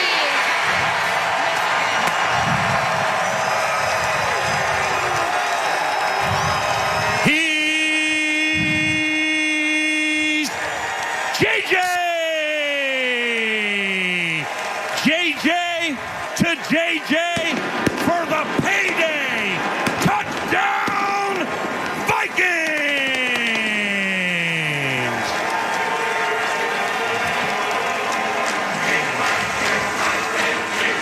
JJ McCarthy selected by the Minnesota Vikings with the 10th overall pick. Ben Lieber, let's begin with you. Woo! Hell yeah, baby! Hey, guys, how about that? How about that? Look at the boy go. Paul Charchian. I couldn't be more excited about this pick right here, guys. As I laid it out earlier, I think that he has the swagger. I think he's got the intangibles you're looking for. His off-platform throws, ridiculous. And the way that he commanded that offense, the way that he ran play action with urgency but yet subtle patience, this guy's a baller, man. I really like the fact that we were able to sit back, watch the draft unfold, didn't have to give up 23, slide up just one pick, and not have to give up much and still get your guy. Fantastic pick. I love the way Kwesi and the front office worked this. They could have panicked earlier. They read the tea leaves right on when they needed to make their move. They didn't have to give up much. There could have been desperation and panic in this front office, and they didn't blink. They waited long enough that they didn't have to make a big payment to get him. And boy, does JJ McCarthy drop into a great spot. Yeah. You get to throw to the best wide receiver in football, one of the best tight ends, Jordan Addison. You've got bookend tackles to keep you upright. Play action off Aaron Jones. Yep. There's it's such a great spot for a quarterback who succeeded with great elements around him. He drops into an offense with great elements around him. And you saw his excitement when he found out he was drafted. And I guarantee you, if you had surveyed any of these quarterbacks, Chicago's a good option, but I think they all wanted to be here. I think any of those top 5, 6 quarterbacks, if they could pick a place to be, would be here. And so he has to be absolutely thrilled with the fact that he's going to stay in the NFC North. He grew up in Chicago, LaGrange Park, and grew up a Bears fan. But now he loves hockey, right? He credits. Now listen here. So the Minnesota fans, he credits hockey with getting him to where he is as a quarterback, and he's now in the state of hockey. Yeah. So don't be surprised if you don't see him, coming up with So some what of you're these saying wild is the Wild go ahead and just make his jersey right now, right? Yeah. The Wild need to send over his jersey right now. If he's not doing Let's Play Hockey for the regular season home opener, closed circuit to Aaron Sickman, somebody's making a mistake. JJ McCarthy, the selection of the Minnesota Vikings, 10th overall pick. Traded up 1 to get it. The Vikings still have 23. So we're going to be here through their next pick. And after the pick, we will have either head coach Kevin O'Connell or general manager Kwesi Adolfo-Mensah. We could have both, but we definitely will have one. The 9 to noon radio show, the Friday Football Feast with yours truly and Paul Charchian. We are at Twin Cities Orthopedics Performance Center tomorrow for the Friday Football Feast. We definitely will have Kevin O'Connell sitting down there with us. Maybe Kwesi Adolfo-Mensah, maybe his assistant Ryan Grigson, and who knows, maybe JJ McCarthy if he gets here quickly enough. So that's tomorrow. Yeah. What else going on? Do you think that he's in the back of his mind? I hope Ben Lieber brings this up when he first meet him. Say, what about Michael Penix Jr. getting drafted before? Yeah. How does that sit in your craw? Come on, man. Still, that's still stunning. That's like Aaron Jones rolling up and me going, they wanted Josh Jacobs more than you? Welcome to the covenant. We didn't have a chance to break that down. No, we didn't. Everything moved so fast. He's probably going to be the day one starter because another pick. Brock Bowers is going to the Jets right now. Yeah, this is all but a done deal here. Yep. And what a steal. They're getting him at 11. Wow. Here we go. In the 2024 NFL Draft, the New York Jets select Olu. No. Hey. All right. Oh, boy. Penn State. Offensive lineman. All right. Denver Broncos are next. I mean, they can get Brock Bowers to catch those touchdown passes from Jarrett Stidham. That sounds They need exciting. a tight end from Jarrett Stidham. Yeah, that's exciting. Or maybe the Danny Nucci guy. All right, just a couple more thoughts before we head to break. Go ahead. Somebody was talking before that pick. And it was very, very compelling and interesting. So much so. I don't know. I want to hear it again. I think we were just talking about the whole Penix situation. The thing, obviously, I think everybody up here is shocked. I think a lot of people around the NFL are shocked about what that really means. And, maybe Kirk Cousins is not going to be available at the start of the season for like a half a season, maybe? Yeah. I mean, you're thinking maybe just a quarter of the season he's not going to be on the field, and you go out and draft a 25-year-old quarterback that's going to end up sitting now for the next 2 or 3 years behind Kirk Cousins. It just seems like, wow. Why do you want a 30-year-old quarterback finally taking over your franchise? Like, great point. There's something about this that feels like trade bait to me. That's the only way that it makes sense. Yeah, you do almost wonder if this is an NBA-like deal that's already in the works where, there's going to be a change later. That's a good call right there, brother. It's not impossible. It rarely happens in the NFL. Almost never, but not impossible. Speaking of starting the beginning of the season, your thoughts on week 1. Is it Sam Darnold, JJ McCarthy as your starting quarterback? It's Darnold's job to lose. Yeah. And I still think that he's still intriguing, and he's been around. He knows what it's like to have someone in his shadow in his back pocket. I mean, obviously, the first thing he does wrong, the chance of bringing in JJ are going to start. But I'm looking forward to seeing him get an opportunity because you saw a little bit of it with San Francisco. You didn't quite get the chance to see that when he was with Carolina. He hasn't been with a lot of the Jets. He hasn't been with a lot of great teams. Yeah. And so for him to get into a system here with the tutelage and the coaching that he's going to get, I'm very interested to see how he looks and the arm strength. And if there's something that's what we needed after losing Cousins, that's what you figured out is that you just don't have the arm. You got to have the arm strength because of the timing.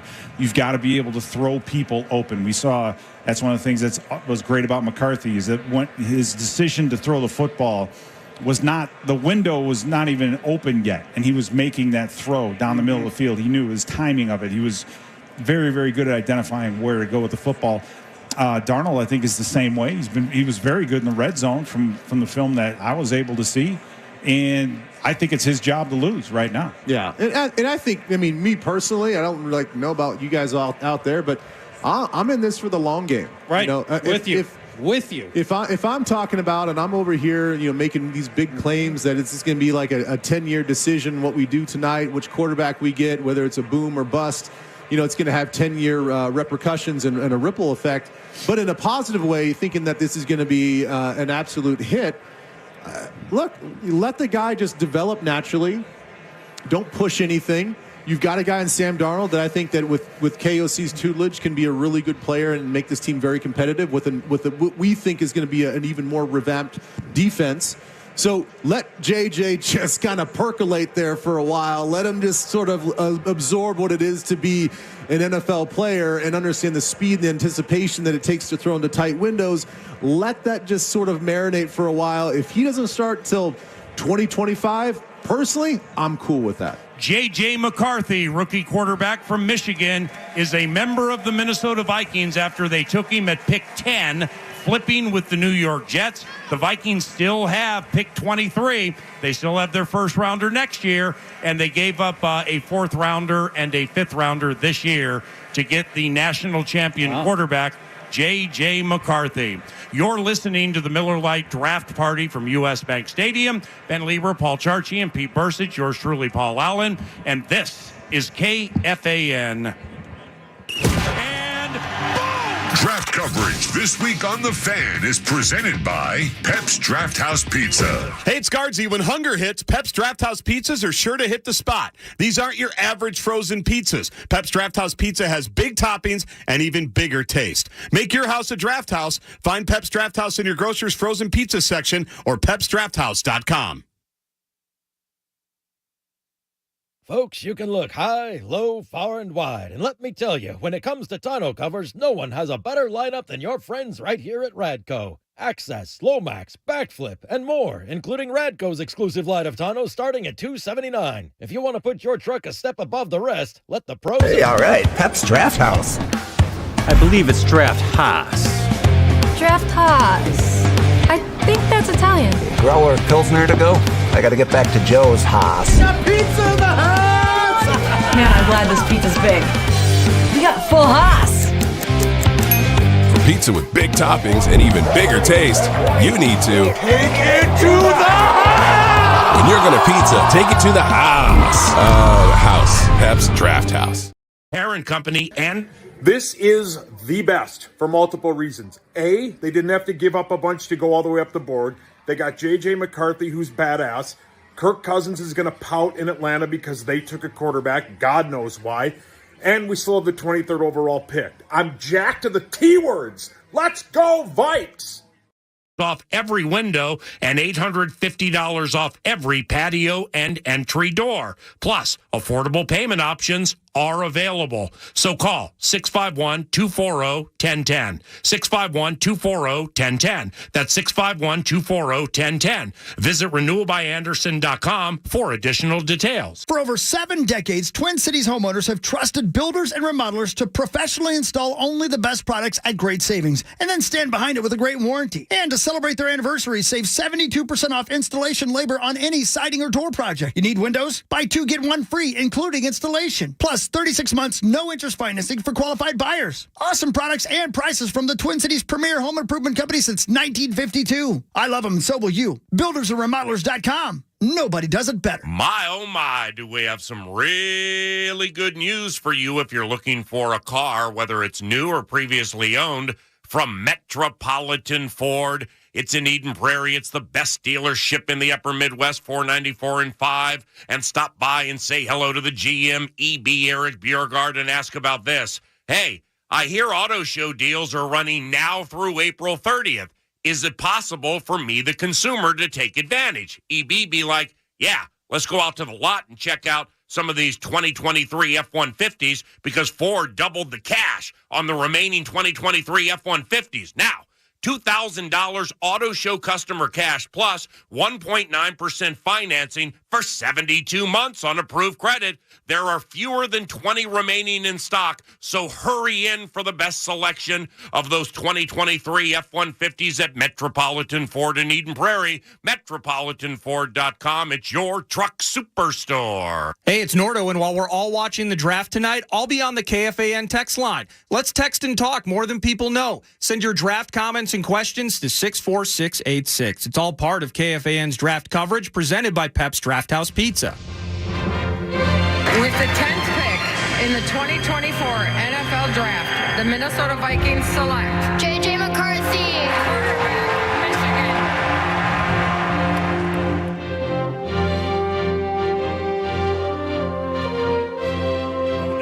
Oregon to the Denver Broncos. They're showing their draft room now, and a very celebratory bunch.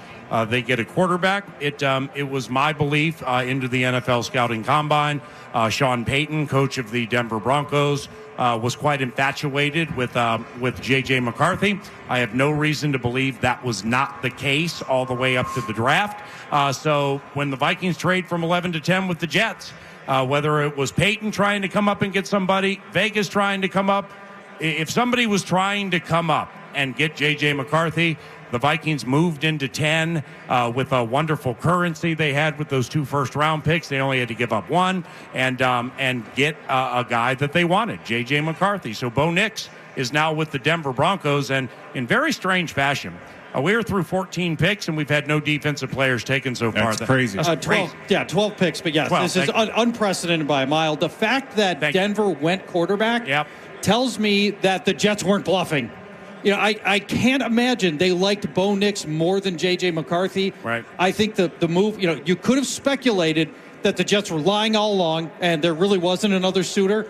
I got to believe Sean Payton and George Payton wanted to make that move up to go get J.J. McCarthy and settled for Bo Nix. And again, with the mistakes that they have made, and I guess that's the part of this that gets overlooked sometimes, is when you make a Russell Wilson caliber mistake. We saw it here with the Herschel Walker trade. People bring that up. Ugh. Don't say. But you give up so much capital, and it comes back to bite you in a situation like that, like today, when you didn't really have to move up very far, but they had really nothing in the way of ammunition to get them up there, unless they wanted to trade a Patrick Surtain. I mean, that idea was floated, which is unbelievable. But Denver got themselves in this position, and now they're trying to play catch up, and that's what this Bo Nix pick smells like, right? Like they're just trying to chase. They're chasing the draft instead of going out there and doing something about it. So the Raiders pick is in. This is another team that was looking at quarterbacks, but best player available is the tight end Brock Bowers, but they went tight end last year. So corner. In the 2024 NFL Draft, the Las Vegas Raiders select Brock Bowers. Wow. Tight All right. end, Georgia. I mean, they're all with NFL.com and people who, are at the comp, respected opinions online. I mean, I saw more than once like a Travis Kelce, George Kittle type comparison to Brock, or a comparison for Brock Bowers. We see him here at U.S. Bank Stadium. He looks great right now. But what do you guys think? Does he play like Kelce and or Kittle? You know what? He's got to have the other tools in place. I mean, that's the big thing. And whether or not that's going to be the case in Las Vegas, I don't know. I mean, I know Vegas did a good job defensively, especially with their defensive front as far as filling gaps. But, the tight end position, I think, yes, there are some teams that really, really need and depend and dwell on the tight end. But I would think a vast majority of them do not, right? I mean, look at the tight end crew we have. Yeah, they put up a lot of numbers, but, still, Brock Bowers going to Las Vegas. I think he's a great football player. There's no question about that. This is a true best available player move. Yes. You can't necessarily blame Las Vegas for this. How about that? But they put a first rounder on tight end last year. It's that part of it. You'd almost think they could have traded this pick to somebody else that wanted Bowers here and done something with it. It's odd. It is a little odd because they had options, but I do think that you're taking the best available offensive player. Point being offense or defense, best available player. So why not just pad your offense, give whatever quarterback's going to be in there two now tight ends.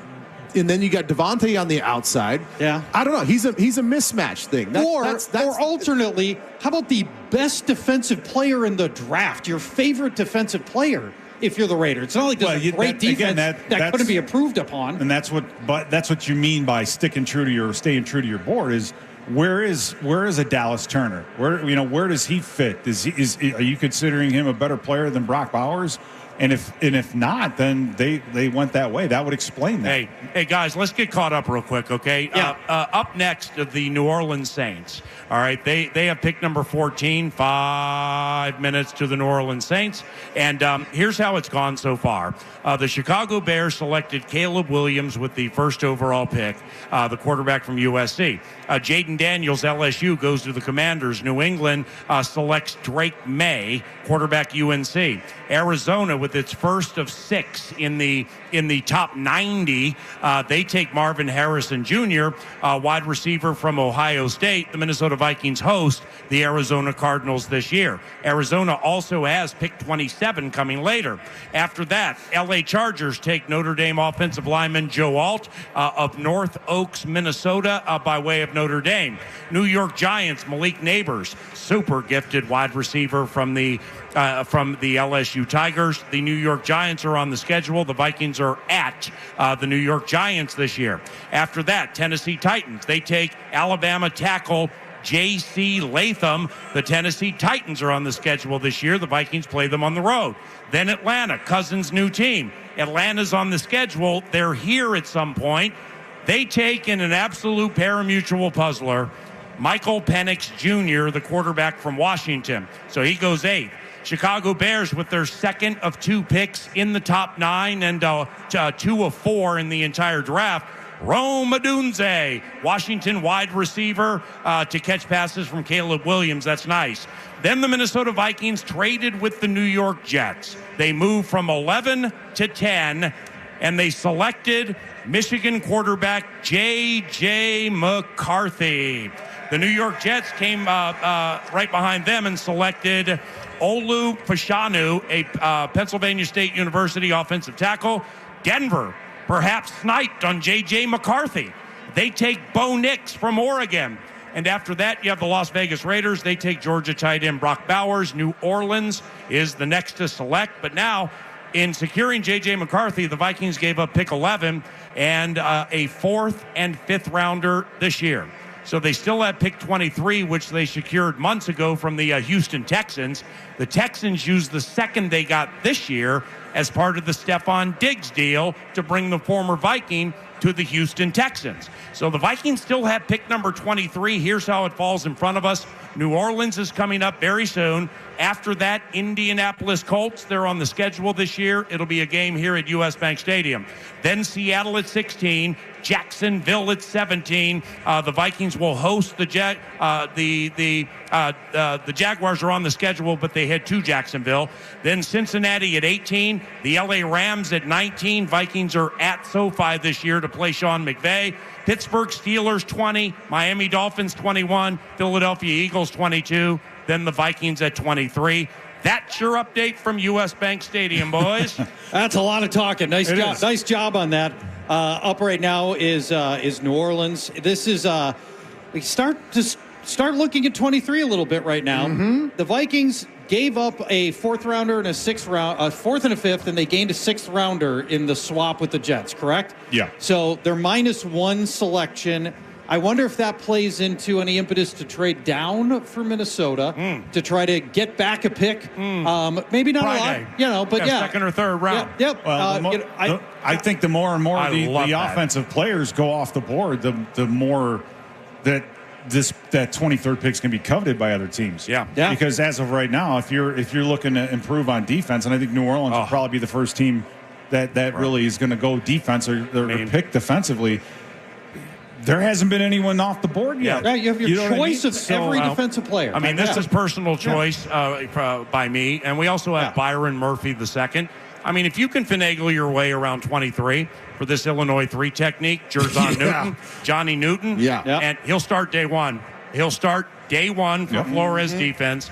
And getting an interior pass rusher, a 3 technique as they call it, to rush the quarterback and fluster quarterbacks, that's kind of like getting the new quarterback in the draft because they're so hard to find. So, I mean, that's the position the Vikings actually are in to get the quarterback for the future, who they undoubtedly like. JJ McCarthy, come right back with something for Brian Flores. I mean, that would be a wonderful Thursday night. Oh, it would be an awesome Thursday night. And here's the thing: is this kind of lays out at least, some of the projections that I have, looking at all the teams and their draft needs leading up to our 23rd pick. The Colts most likely will go defense, probably cornerback. Right? Yep. The Seahawks, they could probably go interior offensive lineman, maybe somebody on defense, a linebacker, edge guy. They're always looking for those guys. Jaguars, another team that we may have to worry about with cornerback. Yep. Okay. Yep. Then the Bengals, in light of what happened with Trey Hendrickson, they may be looking for interior defensive lineman and edge as well. So there's 2 corners, possibly 1 interior defensive lineman guy. The Rams, they're probably looking edge defense as well, interior defensive line. And a replacement for Aaron Donald. You've also got the Dolphins ahead of us. Yeah. D-line probably. The Eagles looking at cornerback as well. Yeah. So a lot of teams ahead of us. When you're looking at best available, a lot of them are going to be plucked as far as the high-end guys at those positions. Okay. How desperate do you want to be to move up a little bit from 23? Thank you, because I like the way, the Vikings have no picks tomorrow, okay? No second or third round for Friday night, which is a super fun day of the draft. Then Saturday rounds 4 on, then college free agency. And Charge laid it out nicely. Hey, go on and get yourself into Friday somehow, and you can move back a little bit. I'm glad Ben Lieber went down that road of going the other way. Because to get McCarthy, you gave up the 11 and a 4th and a 5th. You still have more this year, and you got stuff next year. So moving up to identify, like Ben was intimating, exactly who you want. Let's keep our eyes on that. Here's New Orleans. 14th pick in the 2024 NFL Draft.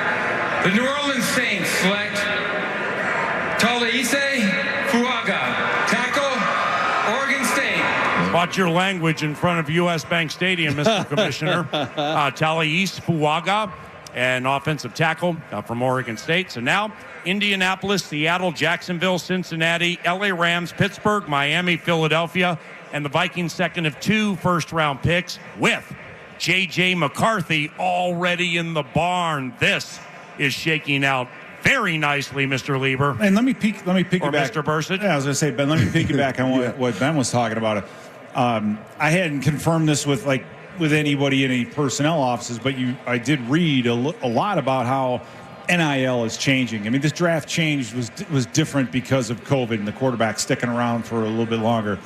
But NIL is keeping a lot of draft gradable players in college for an extra year. So the depth of this draft really they say, and what I've read is that after about 150, it starts to fall off. Mm-hmm. So to your point, if moving up just requires getting rid of the maybe the 6th and 7th round, and those picks aren't as valuable this year as maybe they were last year. And oh, by the way, I mean, I want to talk about Ivan Pace Jr. I mean, here's another guy. Don't say that those. I mean, out of one side of my mouth, I'm saying maybe the value isn't there. But last year, you look at an undrafted guy like Ivan Pace, who to get him as an undrafted rookie free agent, I mean, that's incredible. That guy started that much and contributed, and was a big part of this defense.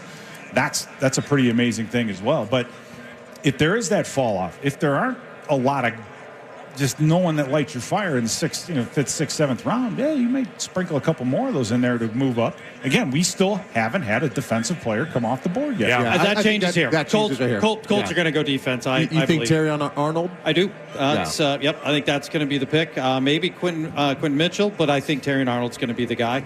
I think he's. I've seen a lot of people like both interchangeably. They are stylistically it's almost different, like pick your flavor. Like if you play a man heavy scheme, you're probably looking at Arnold. If you're much more zone heavy, then you're probably looking at Mitchell. So it all just depends. I mean, I think they're both going to be fantastic. I mean, they're both pretty tenacious football players. Yeah, Terrion Arnold was expected to really be sort of cornerback 2 behind Kool-Aid McKinstry at Alabama, and really blew by him.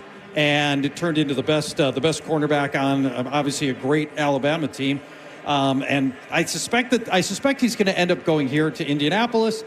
And as for the Vikings moving up, if this team had more capital, I think that'd be fascinating to see go jump up into this part of the draft and identify somebody.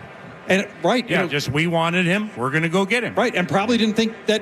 I got to believe as much planning as teams did. Yeah. Teams were not thinking that it was going to be 15 straight picks of offensive players. No, not 6 quarterbacks. So Indy is 4 minutes from picking. The Vikings still have 23.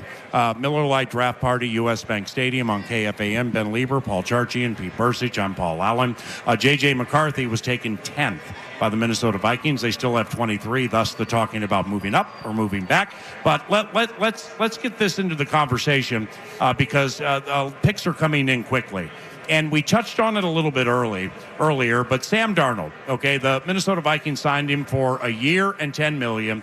He comes from the 49ers, where he was Brock Purdy's backup, Sam Darnold was like the 3rd overall pick in 2018. The Vikings played at the Jets his rookie year. I vividly remember the game. So do Ben and Pete. And then the Vikings played against the Carolina Panthers recently when he was with the Carolina Panthers.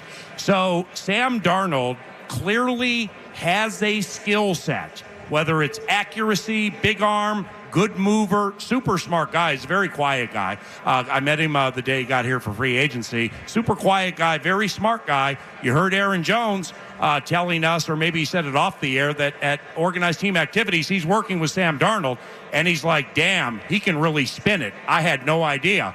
That's a skill player basically saying, I watched him from afar, but now I'm catching it and watching it and everything, and it has skill behind it. So the way I look at this thing with Sam Darnold, who I believe, and I think the panel does too, unless JJ McCarthy blows the doors off Kevin O'Connell and his staff at age 21 and wins the starting job in training camp, Sam Darnold will be the starting quarterback week 1 for the Minnesota Vikings. The way I look at it, you guys can amplify it or take it deep.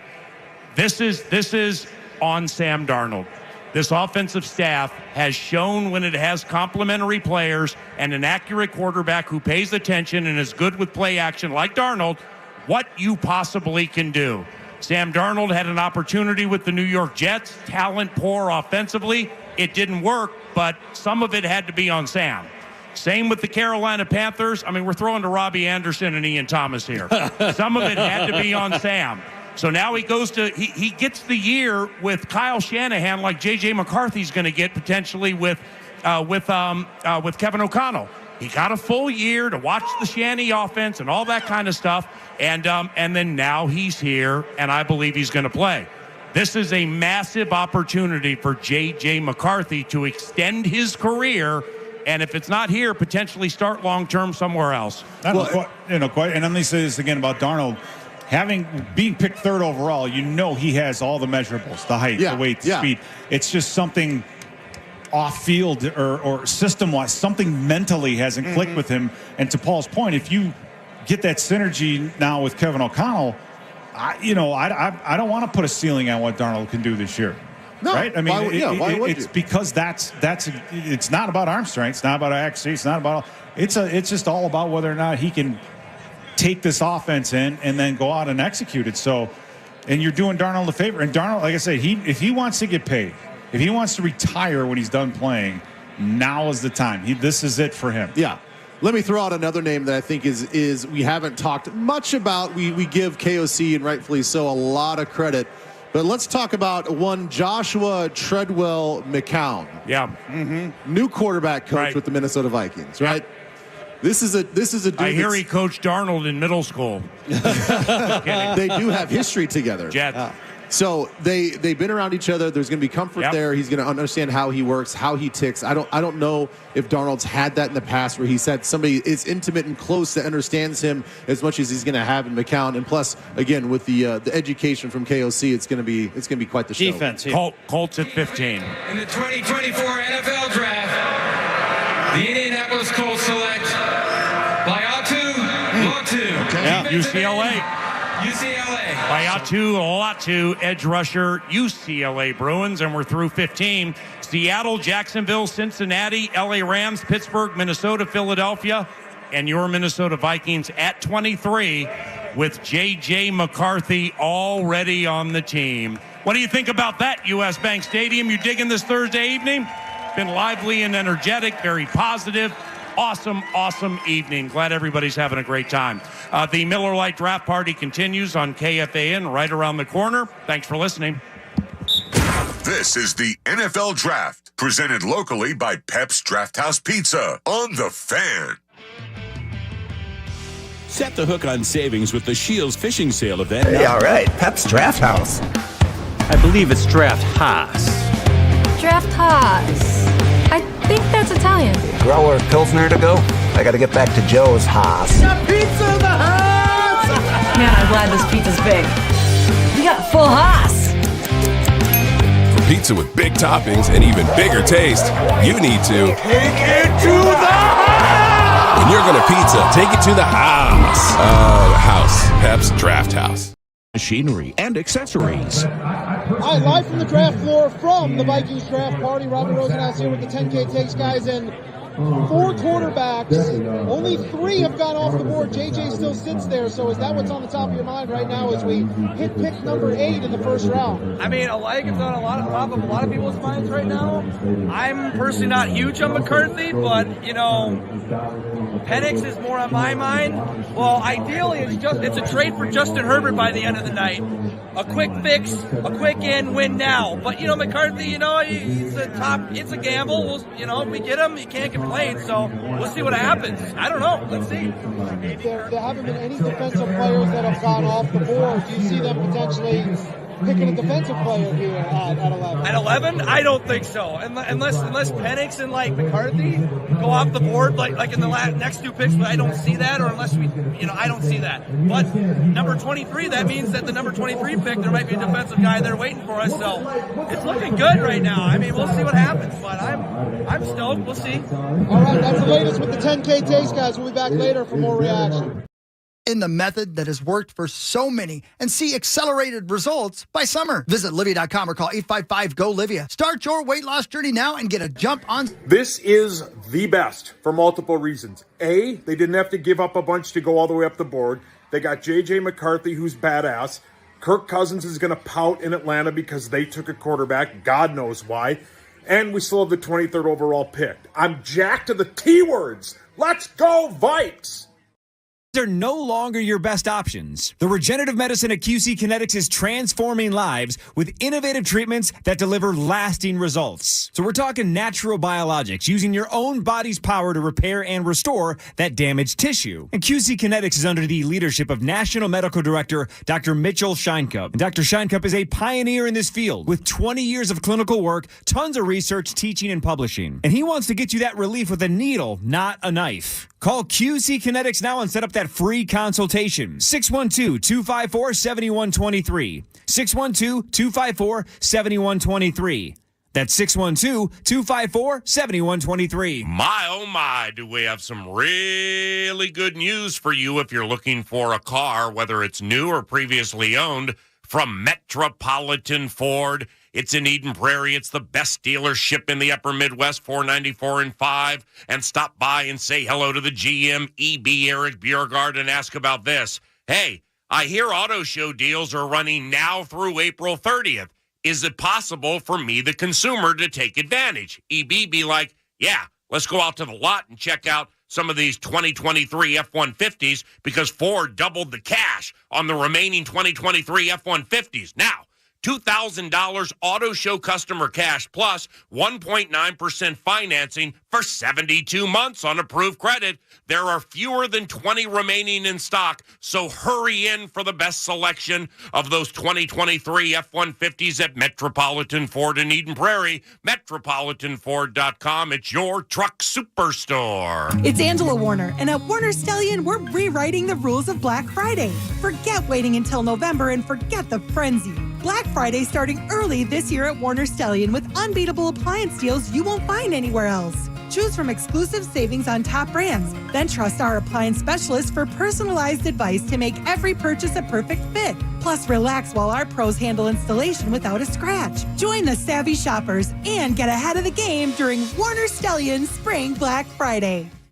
Draft coverage all weekend is presented by Pep's Drafthouse Pizza on the audio home of the Vikings, iHeartRadio, and FM 100.3, KFXN, Minneapolis, St. Paul, The Fan. With the 10th pick in the 2024 NFL Draft, the Minnesota Vikings select JJ McCarthy.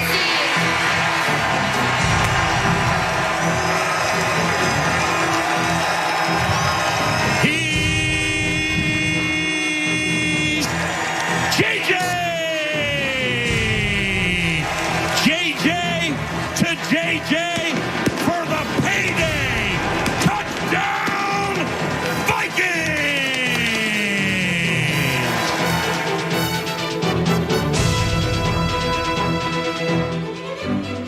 Vikings draft party. JJ McCarthy in the stable, and the second of the Vikings' 2 first-round picks starting to come into view. Seattle, the pick is in at 16. Jacksonville on the clock, 17. The Vikings now only 7 picks away from making another selection.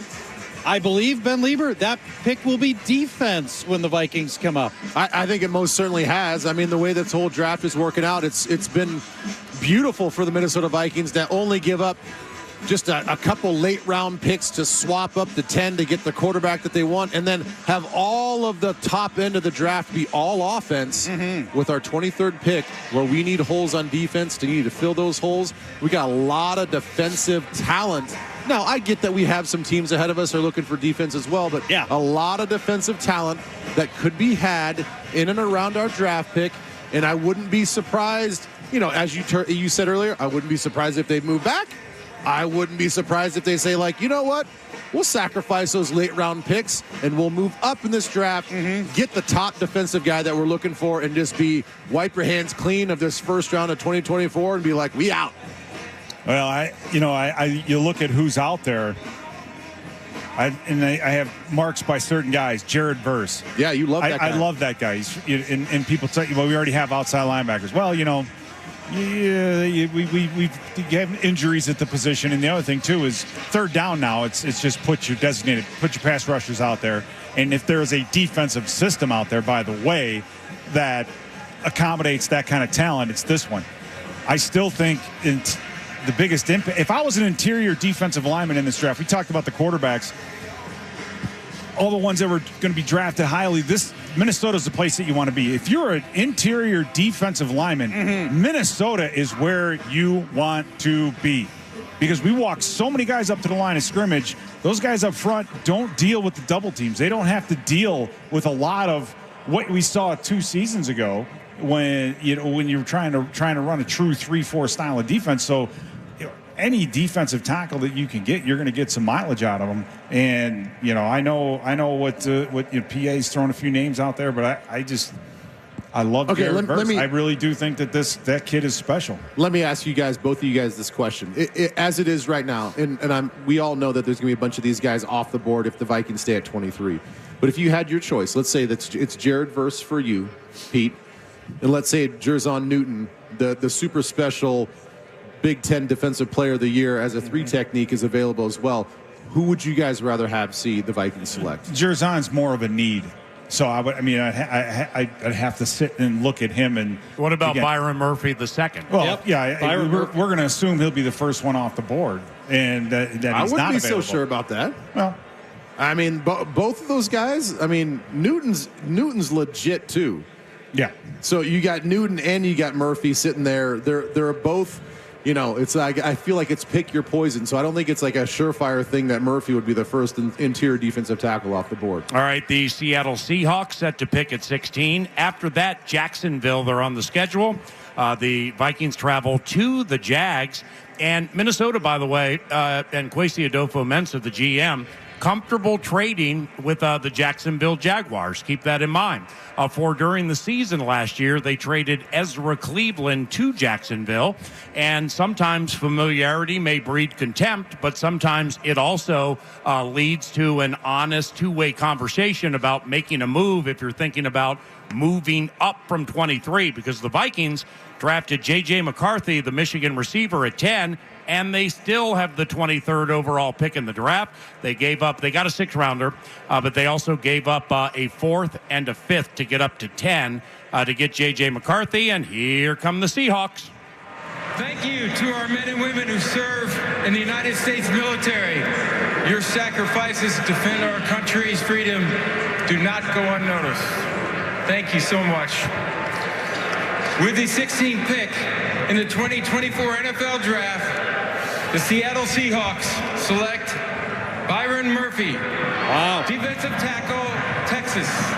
All righty. There you go. There goes that defensive tackle. Now we go Jacksonville, Cincinnati, LA Rams, Pittsburgh, Miami, Philadelphia, and Minnesota. And to those of us here at the Miller Lite draft party at US Bank Stadium, our radar is up for anything. After Michael Penix Jr. gets taken 8th overall by the Falcons, I saw on NFL Network the Falcons had, gave Kirk Cousins a courtesy call to let him know it was going to happen. Who cares? I mean, seriously, it's just a shocker that they did that. So our metaphorical antennas are up for a trade up with like Jacksonville or Cincy, or you sit there, or maybe you move back and get yourselves into Friday, boys. The trade up, I mean, there are teams that are looking at Dallas Turner and thinking, we thought he was going to go at 8, and here we are now looking at, we're closing in on 20, and that he's still out there. So, there could be teams, including the Vikings, that are looking at going, okay, arguably the best defender in the draft is still there. Do we want to go,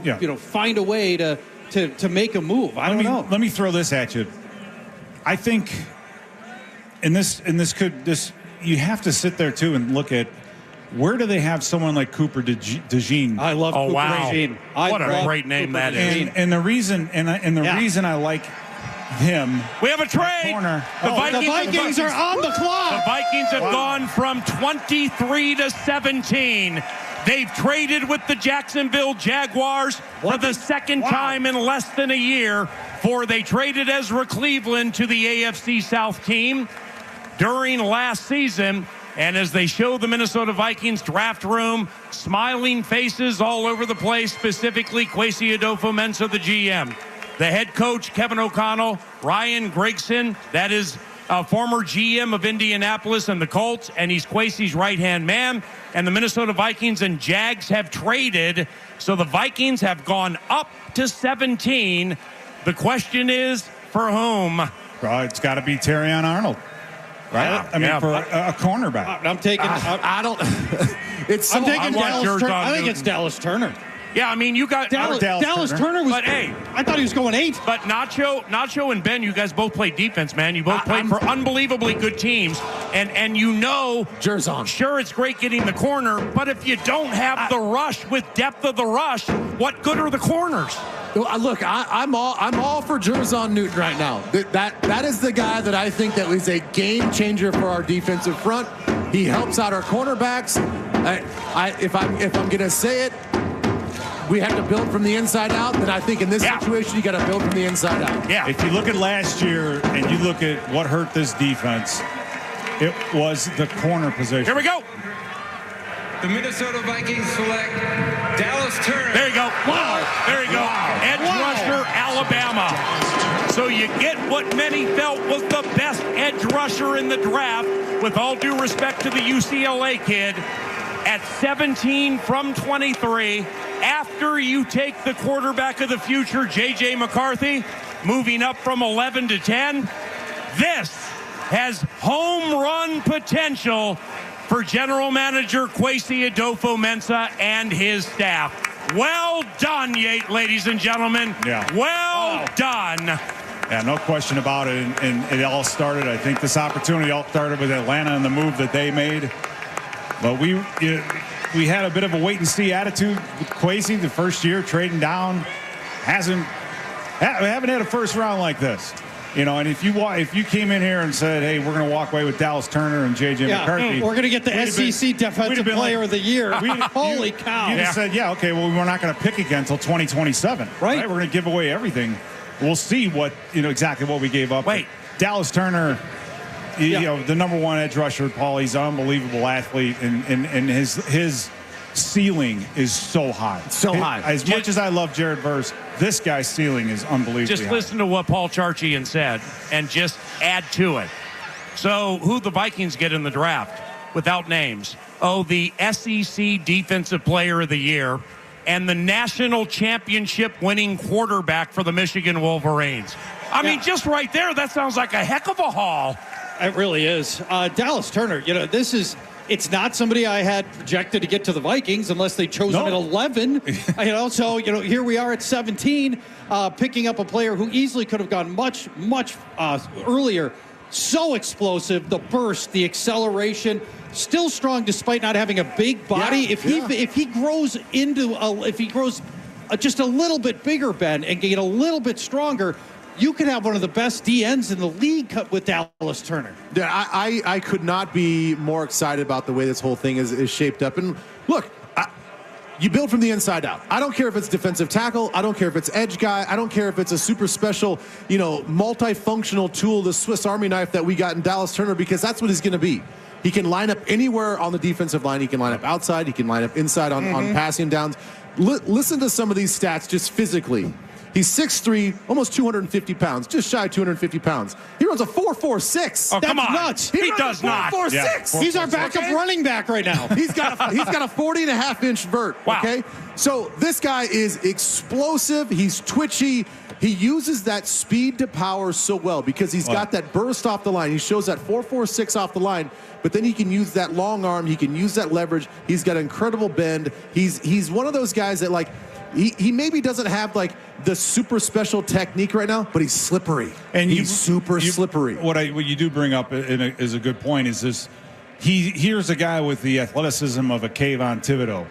Yeah. From a couple years back. May not be as tall. Yeah, maybe not as tall. But the power, right? You mentioned the power and the strength. And number one, the power is important because, number one, you do have to play the run, right? And number two, if you have power, that opens up all the speed and all the athleticism. If you're just if you're a KFAN Thibodeau, you're a speed guy, right? And then you just have to worry as an offensive tackler. That's all you have to worry about. But his abilities, I think, and he has the potential of mastering it all. He has the athleticism. You could teach him any defensive speed move or any type of move as a pass rusher, but at the same time, the ability to, if the running back is going to chip, like we saw that with Grenard a lot on film, is when he's going to get chipped by the running back, he'll just center up on the tackle because he knows he can't take the edge and just drive the tackle back into the quarterback.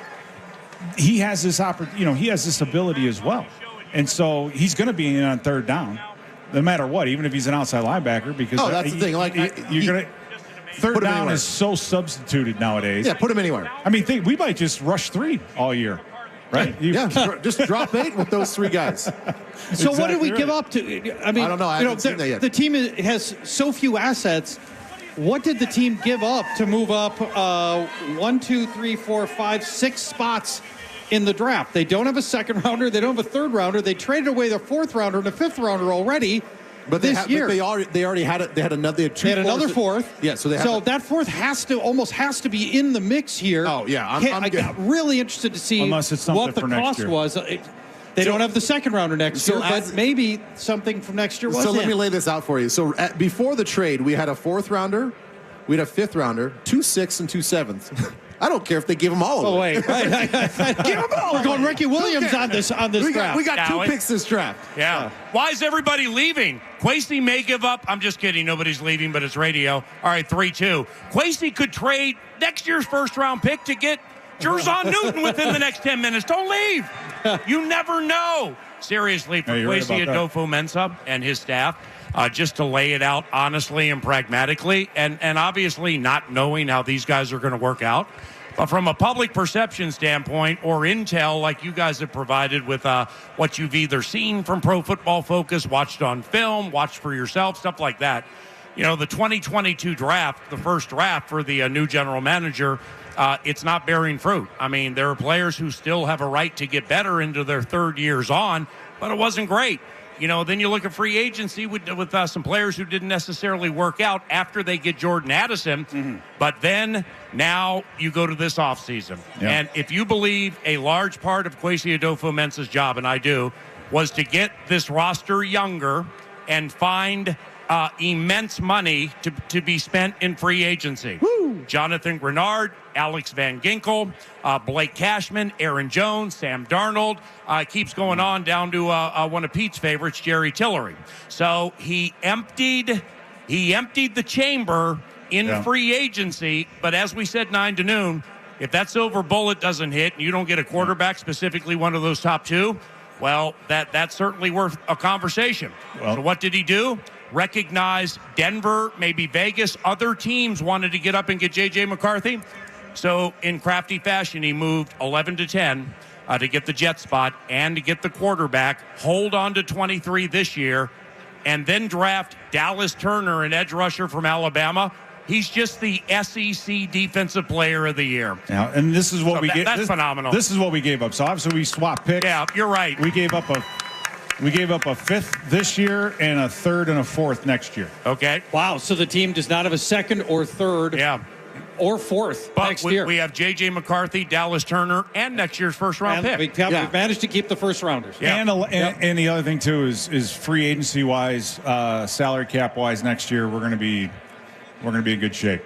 Yeah, we got a lot of cap space next year. Yeah. So next year that's a great point. The next year will be more about free agency than the draft. Yeah, absolutely. So, but again, if you feel like the difference between who you would have gotten at 23 versus 17, Dallas Turner versus the next best edge rusher, or maybe a defensive tackle, was ultimately worth that, probably, if you look at the hit rate on 4th and 5th rounders, your hit rate's like, I don't know, 10%, 20%. You might not end up missing those picks so much.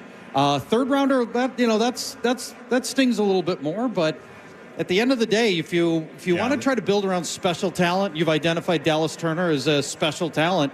These are the kind of moves you have to make. Yeah, I think the whole thing just bears mentioning, and I get that they swap picks at 17 with Jacksonville, but when you look at everybody's big board, by and large, you got 2 picks in the top 15. 2 of the top 15 prospects, regardless of position, on everybody's big board, both of those guys were there.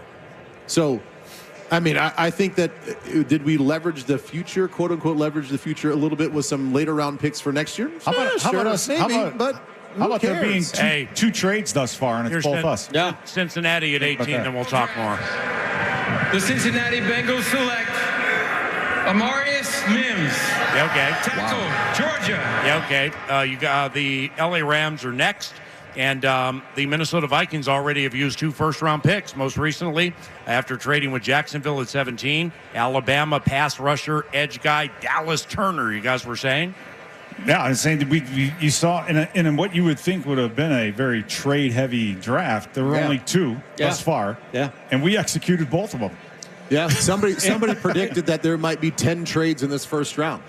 And now there's only right now. It doesn't look like it's going to work out. It doesn't look like it's going to work out that way. Yeah, and there may be some. I don't know if there'll be any jumping in here now. I mean, you still have not had a corner selected. Yeah, that's shocking. That is a surprise. There's a lot of talent there left. You've got to look at these next 10 picks and say you still have a lot of really good impactful defensive players on the board, and they're still there. Kevin O'Connell, coach of the Minnesota Vikings, will join us 5 to 10 minutes from now. Terrific. Him at Twin Cities Orthopedics Performance Center. KOC 5 to 10 minutes from now. Boys, go ahead. After Rick Spielman notoriously traded down, Kwesi has traded down. It feels pretty good to be on the other side of these trade ups to go get the guys you want. Wow. We haven't done that in a long time around here, and it just feels good. Well, you can think back to Cordero Patterson. They traded, they moved around to 10 years ago. Harrison Smith in 2012. I mean, they came from the second round up to the end of the first round to get a potential Hall of Fame safety. Mm-hmm. So I understand what you're saying. Well, and think about this. I mean, I think a lot of things in life, especially even in business, we would rather be aggressive than passive, right? Yeah. I mean, the trade downs, and you're like, oh, you got to sell value in those situations. Yeah. But it feels empty to the fans. Like, oh, great, like you had all this excitement and you traded down because of value. We had a defense a couple years ago that was just like passive, and you're like, oh, we're just gonna like bend but not break, and we're more concerned about just not giving up touchdowns. Like, okay, that didn't really work out. It just feels good as an organization that we've got a defense that, they're going to make mistakes here and there, but they're going to make aggressive mistakes. They're going to make mistakes where it's really fun to watch, and they're going to hit some guys in the mouth, and they're going to get after the quarterback. That feels fun. Now you've got a GM that goes out and gets some guys and spends some money in free agency, and instead of trading back for value, he's trading up to go get their guys to make their team better. It just feels good to be in an organization that likes being aggressive on and off the field. We pause with Kevin O'Connell, head coach of the Minnesota Vikings, around the corner and or on the horizon. After the Vikings move up one spot to get Michigan quarterback JJ McCarthy, then they trade with the Jacksonville Jaguars and go from 23 to 17 to draft edge, outside linebacker, pass rusher, defensive guy, Dallas Turner from the Alabama Crimson Tide. This is the Miller Lite Draft Party at U.S. Bank Stadium, and head coach of the Minnesota Vikings joins us after this short pause. This is the NFL Draft, presented locally by Pep's Drafthouse Pizza on The Fan. Cheers from the front porch in Cottage Grove. Thoughts on the pick? A little bit disappointed, not because it's a bad pick, or do I think it's a bad pick? Obviously, the Vikings front office knows a lot more about football than I do. However, it was made abundantly clear, especially by Adam Schefter posting about it and then saying on the actual ESPN broadcast that the Vikings were trying to move up to 3. Obviously, that was to take Drake Maye. So they might like JJ McCarthy. They might love JJ McCarthy, but the guy they wanted was Drake Maye. So that's the part that makes me a little bit apprehensive. Obviously, I'm going to cheer for the kid. He's in a great spot. Obviously, a high-powered offense. Justin Jefferson, maybe the best receiver in football. You got Jordan Addison, TJ Hawkinson, now Aaron Jones. Good spot for a kid to learn. Hopefully, things just kind of go smooth and he can sit behind Sam Darnold for a year. Vikings aren't winning the Super Bowl this year, so we'll see. But interesting. And now I see the Vikings moved up to 17, so we'll see what they're doing now. Anyway, regardless, very fun night. Go Vikings.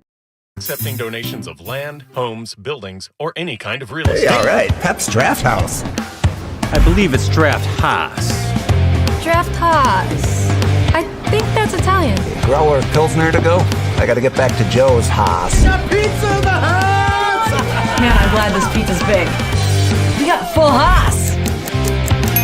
For pizza with big toppings and even bigger taste, you need to take it to the house! When you're gonna pizza, take it to the house.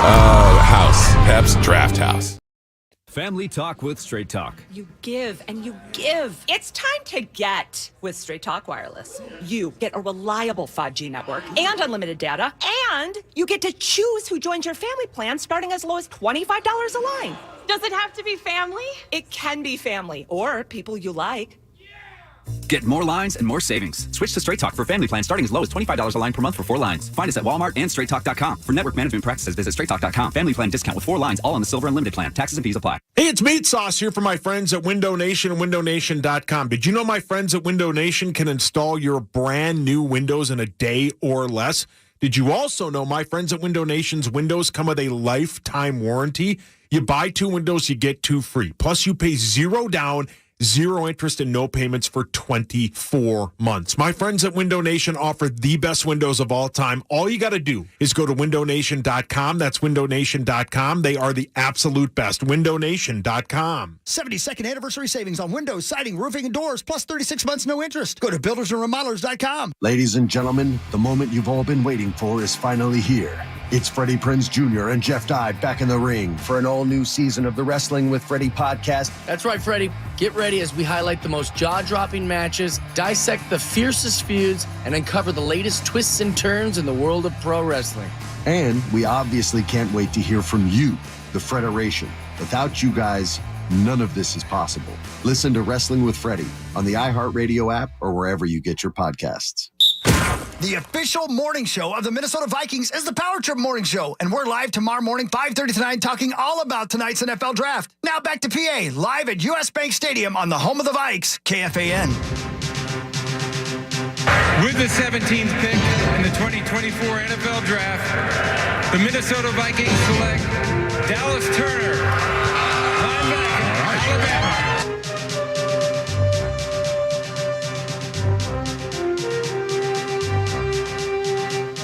Turner, courtesy of Roger Goodell, announcing the 17th overall pick in the draft. Dallas Turner, an edge rusher from Alabama and the Crimson Tide. 22.5 sacks last year, 32.5 tackles for loss. Pete Bursich with film study, you can see at Vikings.com. It absolutely loves him. The panel loves him. Ben Lieber, Paul Charchi, and yours truly. Kevin O'Connell, head coach of the Minnesota Vikings, will be joining us very shortly. Jared Verse, the edge from Florida State, just went to the LA Rams. The Vikings have the Rams on the schedule this year. The Rams making their first-round pick since 2016. And we go to SoFi Stadium this year. But the big news is there was not a defensive player drafted until 15 with the Indianapolis Colts and Leatu Latu from UCLA. So we go 14 in a row with offense. The 3 most popular quarterbacks discussed went 1, 2, 3. Williams, Daniels, and Drake Maye. There were no trades until the Minnesota Vikings flipped with the New York Jets. The Jets going from 10 to 11, Vikings vice versa. They take JJ McCarthy, quarterback from Michigan there, and they still have 23 and next year's first-round pick. So they move up from 23 to 17 with the Jaguars, and there they select Dallas Turner, and that's where we are, awaiting the head coach for a conversation, and then we will say goodbye and head into Thursday evening. This has been it's been a historic night, really. I mean, this is one we're going to be talking about this first round for a lot of years. Let's hope so. This is going to be the defining draft of Kwesi Adofo-Mensah's career, really, because this is going to be the one that we all hope will save his career, save his job, and propel him into many years, advancing many years as the general manager of this team through these bold moves that really have his personality and his fingerprints on it. Yeah, and the thing is, I'm hoping that, again, I'm willing to play the long game with JJ McCarthy. Me too. But we're going to see some stuff, right? I mean, we're going to hear things here in OTAs and mini camp, and then we're going to see him in preseason and all that stuff. We're going to get a little bit of a sense of how he's adapting, what he looks like as a pro quarterback. We may not know the final product for another year, 2 or 3 years. So as far as Kwesi goes, he definitely bought him some time. In the court of public opinion, I think for a lot of us, I'm not personally gonna be pressuring this guy to be like, oh my God, we got to see how this thing shakes out. Everything hinges on this one draft. he's done enough right now tonight to prove to me that he deserves to be the GM of this team. He understands how to work the draft. He understands, I think, the evaluation process, along with he and his complete scouting staff, along with the head coach. Yep. So as far as building faith and trust and hope going forward for this organization, I think he's done a lot tonight. Yeah, and you have to admit it. However this day ends, it's not over yet. But we're the team that the rest of the nation will be talking about now, tomorrow. Again, you don't get any points or anything for winning the draft, but the potential that you have, and I think another side of this is with JJ McCarthy. Now you have flexibility with Justin Jefferson from a contract standpoint. Yes, we have a lot of cap room coming up next year, especially. Well, you don't have to worry about having to go out and either draft someone or find someone and pay them next year. Yeah. So I think as soon as this draft is over, that's the next thing that I think Kwesi's going to want to address is making Justin Jefferson a Viking for the rest of his career, which, we just saw the Eagles sign. They had a big signing with A.J. Brown. Yeah, A.J. Brown was $38 million a year guaranteed or something in the 30s. I know that. So there you go. The bar is set pretty high. But all righty. Kevin O'Connell, head coach of the Minnesota Vikings, set to join us now at the draft party. KOC, Kevin O'Connell. There he is on the big screen at U.S. Bank Stadium with that big old smile. He gets a quarterback. He gets an edge with 22 and a half sacks, 32 and a half tackles for loss at Alabama. Kevin, explain what you like so much about both these picks. Just take it away, man. This U.S. Bank Stadium ignited when you moved up for McCarthy, and then it was the same decibel level for Turner. So far, well done. What do you like?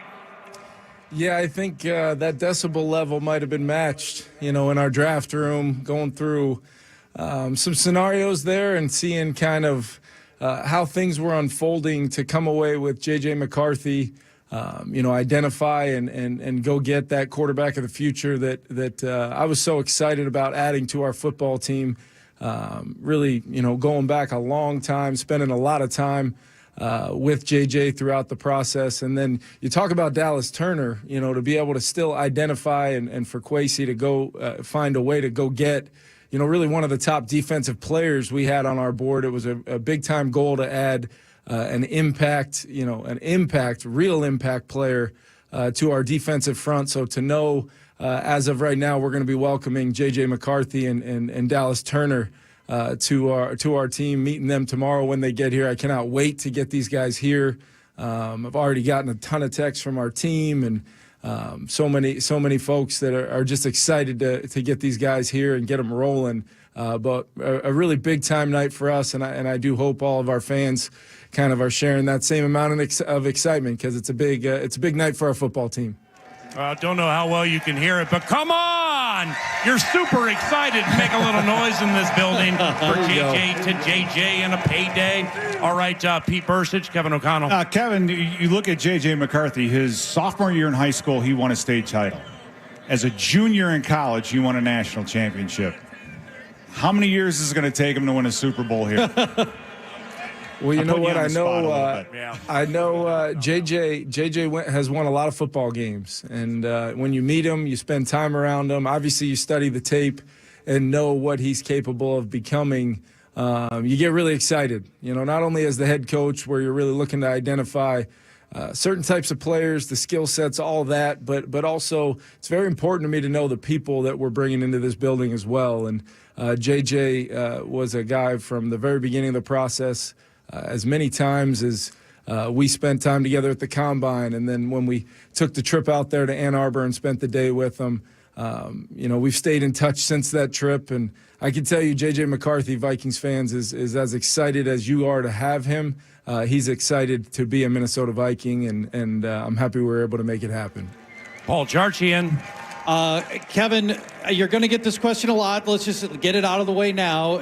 Typically, quarterbacks that are taken in the top 10 end up starting early. And I know, obviously there's everything else has to unfold in the future now. But What is the messaging to Sam Darnold, Nick Mullins, and JJ McCarthy about your plans for looking at who ultimately starts and the timetable for these guys?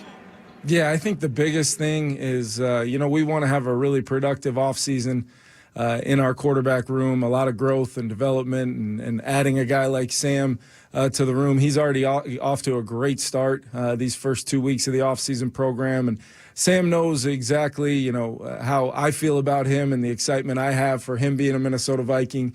And he also understood that with the conversations that I had with him, that more than likely we were going to trying to add another quarterback to that room and a guy that we hope to build around for the future. But as far as I'm concerned, those guys' challenge is just to work every single day to be the best version of themselves, because our football team will benefit from that. And the same goes for Nick Mullins and Jaron Hall. I think the most important thing in that quarterback room, it's always going to be competitive, and we've got competitors in that room that are going to only make each other better on a daily basis. And every time we hit the grass, every time we're in that meeting room, that's going to be the intent. And that's never going to change. And we're going to continue to push forward and feel really good about that quarterback room.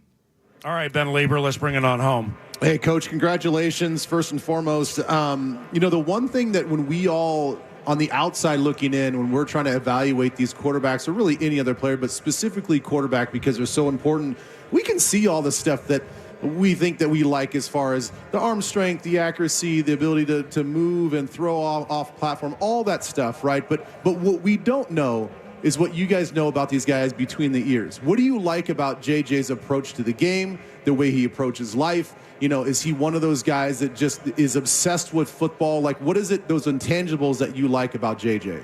Yeah, first and foremost, it takes about 5 minutes of being around the guy to know he loves football.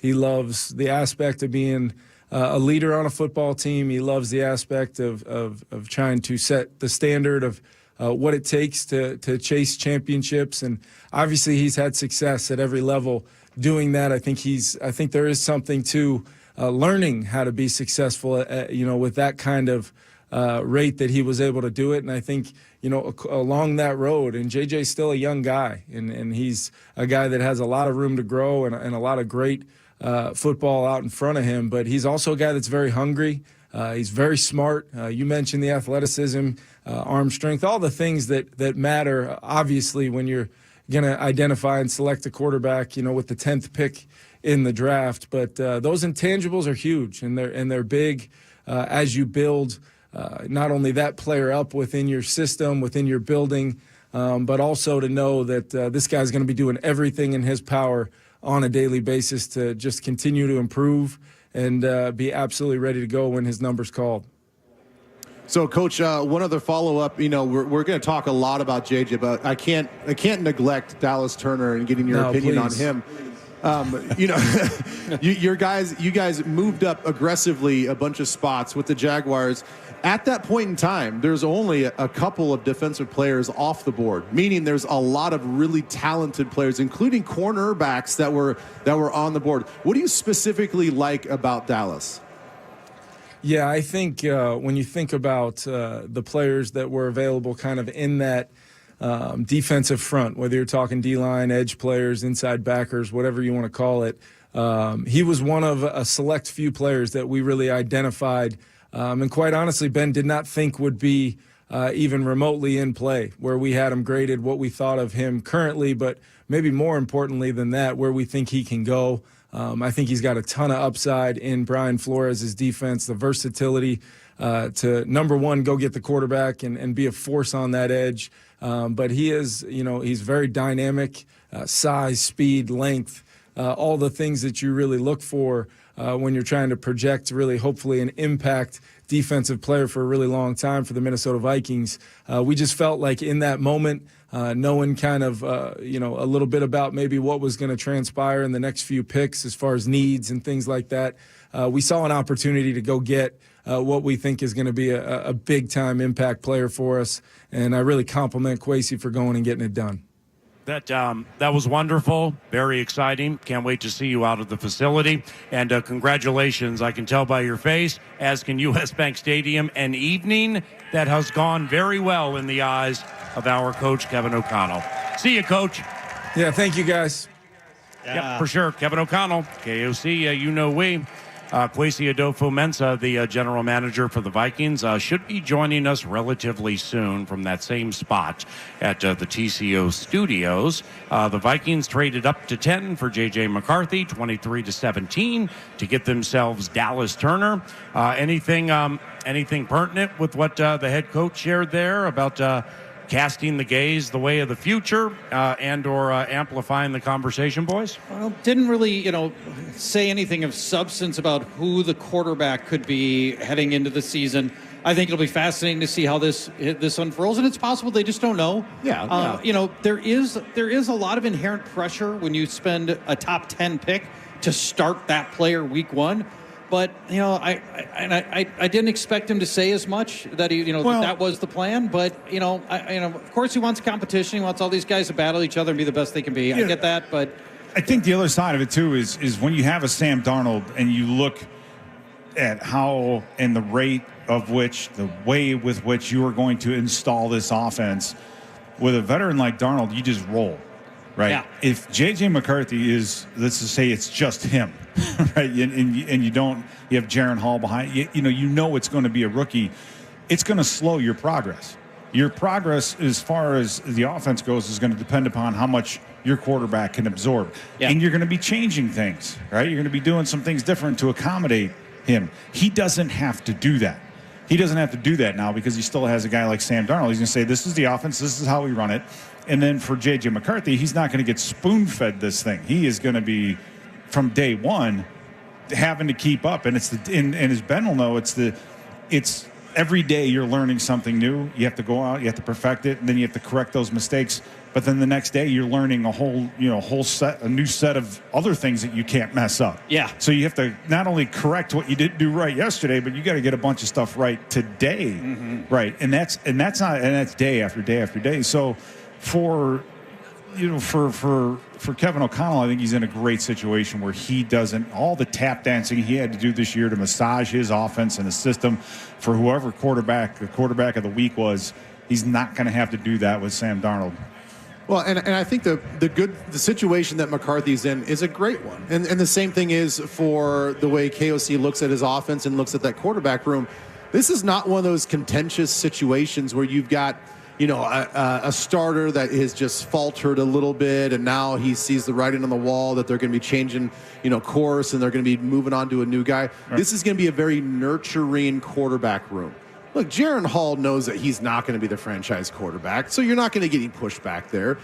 Sam Darnold knows that he's not going to be the franchise quarterback. Right. He was brought in on a one-year deal. He knows that he was brought in to be the bridge quarterback. Yep. The roles have been defined. Everybody in that room is going to be there to get JJ McCarthy up to speed as quick as possible and as patient as possible as well. Right. So in the best interest of the team is served by each one of those guys doing what's best for them. 100%. And that's a very good alignment to have. Yeah. And I think that's going to be a really nice feeling for McCarthy to come in and realize that people are going to have his back. Because as you know, when guys get drafted, there are guys that don't want to give up their spot. It's the most competitive sport in the world. And oftentimes some of these guys, these veteran guys are already there. They don't want to help these guys out. You've heard quarterbacks talk about these, like, it's not my job to be this guy's mentor or leader. Right. It's this guy's sink or swim, just like I did, right? Yeah, exactly. And so that can cause a lot of divisiveness within the locker rooms, certainly within these individual rooms, and that's not going to happen with McCarthy. No, not at all. And Kwesi coming up soon. Go ahead. Yeah, I was saying you still have the, Michael Penix Jr. can say, hey, you got to prove it. I'm gonna, if possible. I'm gonna ask Kwesi if he had that modeled out, because they model out the whole draft many times over, right, and especially these early rounds. I gotta ask. The bingo card. U.S. Bank Stadium. General Manager for the Minnesota Vikings, Kwesi Adofo-Mensah, joins us from TCO Studios. Kwesi, packed house here at U.S. Bank Stadium. Eruption after both the picks. You moved up twice, incredibly aggressive. How has the evening been so far for you executing your toil? PA, it's always good to see you. And I just first want to say a great thank you to all our great fans for hanging with us. I'm glad we got to trade up so you guys could party a little bit sooner than pick 23. But no, it was exciting. We set out a plan. We had different, situations we wanted to end up with. This is one of our highest ones. Like I've said all the time, people always ask, is it about trading up or trading back? And it's just about the current situation, the player involved, how it impacts your team. And we found a unique opportunity to add two really good young players. And we can't be more excited. Kwesi, I know you can't give away. I think if you played this thing out and you had played it out many times preparing for this draft, did you see this many offensive players going off the board so quickly? Which we did really put us in an opportunity to get the guy.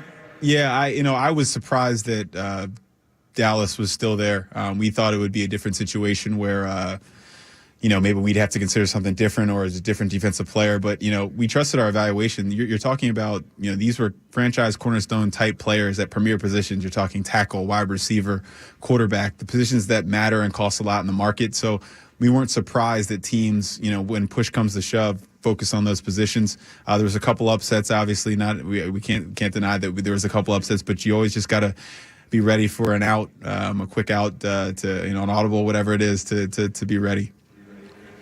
Kwesi, you held out on JJ until pick 10. You felt like you needed to make that move then.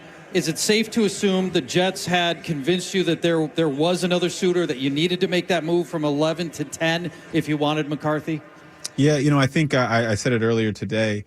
And I did confirm with Joe that there was other teams involved, but I don't think it matters. I think you got to ask yourself the player, what you think of the player, and had you started this out and somebody said, hey, would you want the player for the 11th pick, and what you gave up, you would have said yes 30 times, hands down. And so it's about minimizing regret, making sure you don't miss out on something potentially special for something that you would want to give up on. And you never know. It's uncertain what's behind door number 2 or behind the curtain. So you just got to be thoughtful about your valuations, pick your prices in advance, and know what your pain points are, and go from there. So, Kwesi, we're talking up here about the totality of the moves of this draft, how it affects this year, but also we talked about next year and what that looks like. You gave up some draft picks for next year as well, and so you decrease the ability to get some college players in next year's draft as well. How much of does next year's salary cap, the amount of spend that you guys are going to have? I know that you still have to sign JJ and all this other. Hopefully you guys sign JJ. I'm just going to put that out there that we are going to sign JJ. But the ability to have a lot more money to spend in free agency, how did that impact your decision-making today? Exactly right. We don't look at these decisions in a vacuum. We look at these things in a 2-year time horizon. And so knowing that we have salary cap space, that's another avenue to good players. As you saw what we did this offseason, that's always something you can do every offseason, and we knew we'd be able to do it. So that's part of it. There's also just, obviously there's a potential for compensatory picks in the draft and different things we can do the rest of this draft to maybe, add picks this year or next year. But, also we got a lot of good young players and people on this team that we like. So, there's potential that there's not a ton of roster spots in theory available next year. All right, guys, a couple more for the GM. Let's fly, okay? All right, Kwesi, tell us about what stands out about Dallas Turner. What makes him special? Man, obviously when you first watch the film, you see a guy who's just scratching the surface, unbelievable off the ball, long, has a good speed to power move, can win around the edge, can bend. Still working on his inside counter move, but has that ability too. Good in the run game.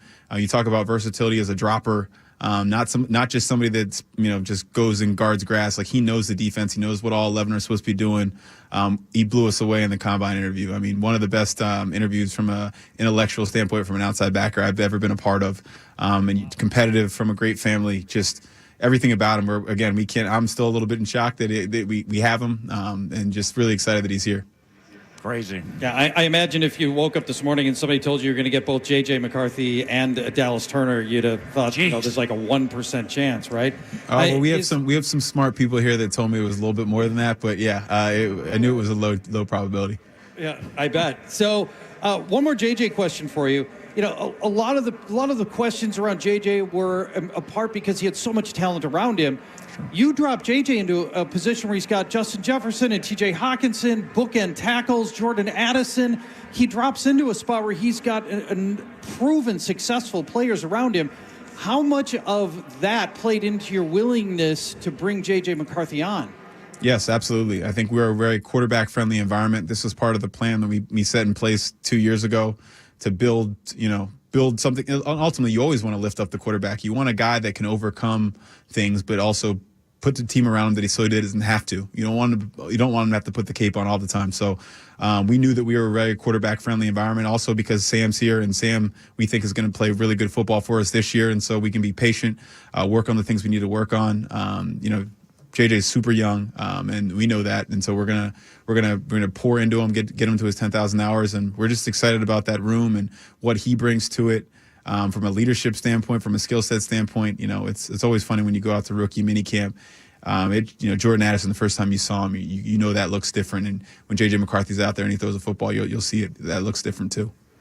Yeah, I think a lot of us can't wait for that. So, last question for me, Kwesi, is we talk about big school pedigree. You've got a quarterback from Michigan, just won a national championship. You've got an edge rusher and an absolute dynamite player from Alabama. How much does that matter in your guys' evaluation about where these guys go to school?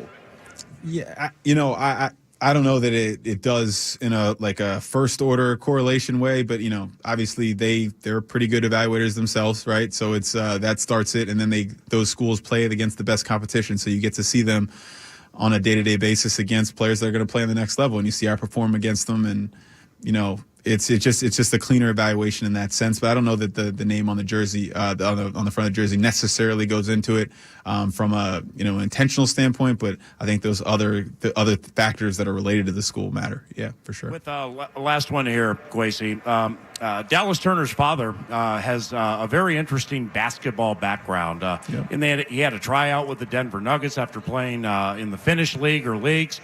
So, Dallas, what is it, a 42-inch vertical here for Dallas Turner? Yeah, he's as explosive as I'll get out. Yep. He's a hooper. His mom's a great athlete, too, if I remember correctly. And secondly, anything up your sleeve for tomorrow? I gotta go get some rest, but there's always ideas, man. We gotta try and make the team better as best as possible, so we'll see what happens. Yes, sir. And thirdly, how about when you walk around that facility tonight or tomorrow, you take a quarterback for the play calling head coach, and you get an edge rusher for the super aggressive defensive coordinator.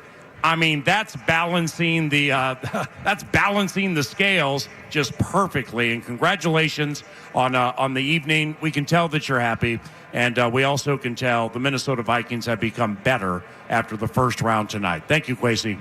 Thank you. Everybody get home safe. Kwesi Adofo-Mensah, general manager for the Minnesota Vikings. Thank you very much for not only coming to the Miller Lite draft party, but for listening to us on KFAN. What a joyous, festive evening that was, with the Vikings trading up to get Michigan quarterback JJ McCarthy, and then trading up again from 23 to 17 to get Alabama edge rusher Dallas Turner. For Ben Lieber and Paul Charchian, along with Pete Bursich, I'm Paul Allen. We thank Jared Wells, Nick Madden, Brett Blakemore, Zach Halverson, Robbie Rosenhaus, and the executive producer of the Minnesota Vikings Radio Network, Chad Abbott. Also, everybody here with the Vikings Entertainment Network staff at U.S. Bank Stadium for the impeccable presentation and production. All of the fans here at U.S. Bank Stadium, thank you. Thank you for your kindness. Thank you for your energy. And thank you for having a great time tonight, where the future of Minnesota Vikings football took a dramatic turn with the drafting of Michigan quarterback JJ McCarthy and the SEC Defensive Player of the Year, Dallas Turner. Hopefully it works out beautifully. We'll next be in here for preseason football. And on behalf of all of us at your home for Minnesota Vikings football, I'm Paul Allen. Thank you very much for listening to the Draft Show on FM 100.3. The kids call it KFAN. Off the cat screen, drives into the bucket, lays it in again. 22 for James McDaniels. Wolves, Suns, Game 3. All right, Pep's Drafthaus. I believe it's Drafthaus. Drafthaus. think that's Italian. Growler Pilsner to go? I gotta get back to Joe's Haas. Pizza in the house! Man, I'm glad this pizza's big. We got full Haas. For pizza with big toppings and even bigger taste, you need to Take it to the house! When you're gonna pizza, take it to the house. The house. Pep's Drafthaus. An MGA membership is for all players and skill levels. Post scores, track your stats, use course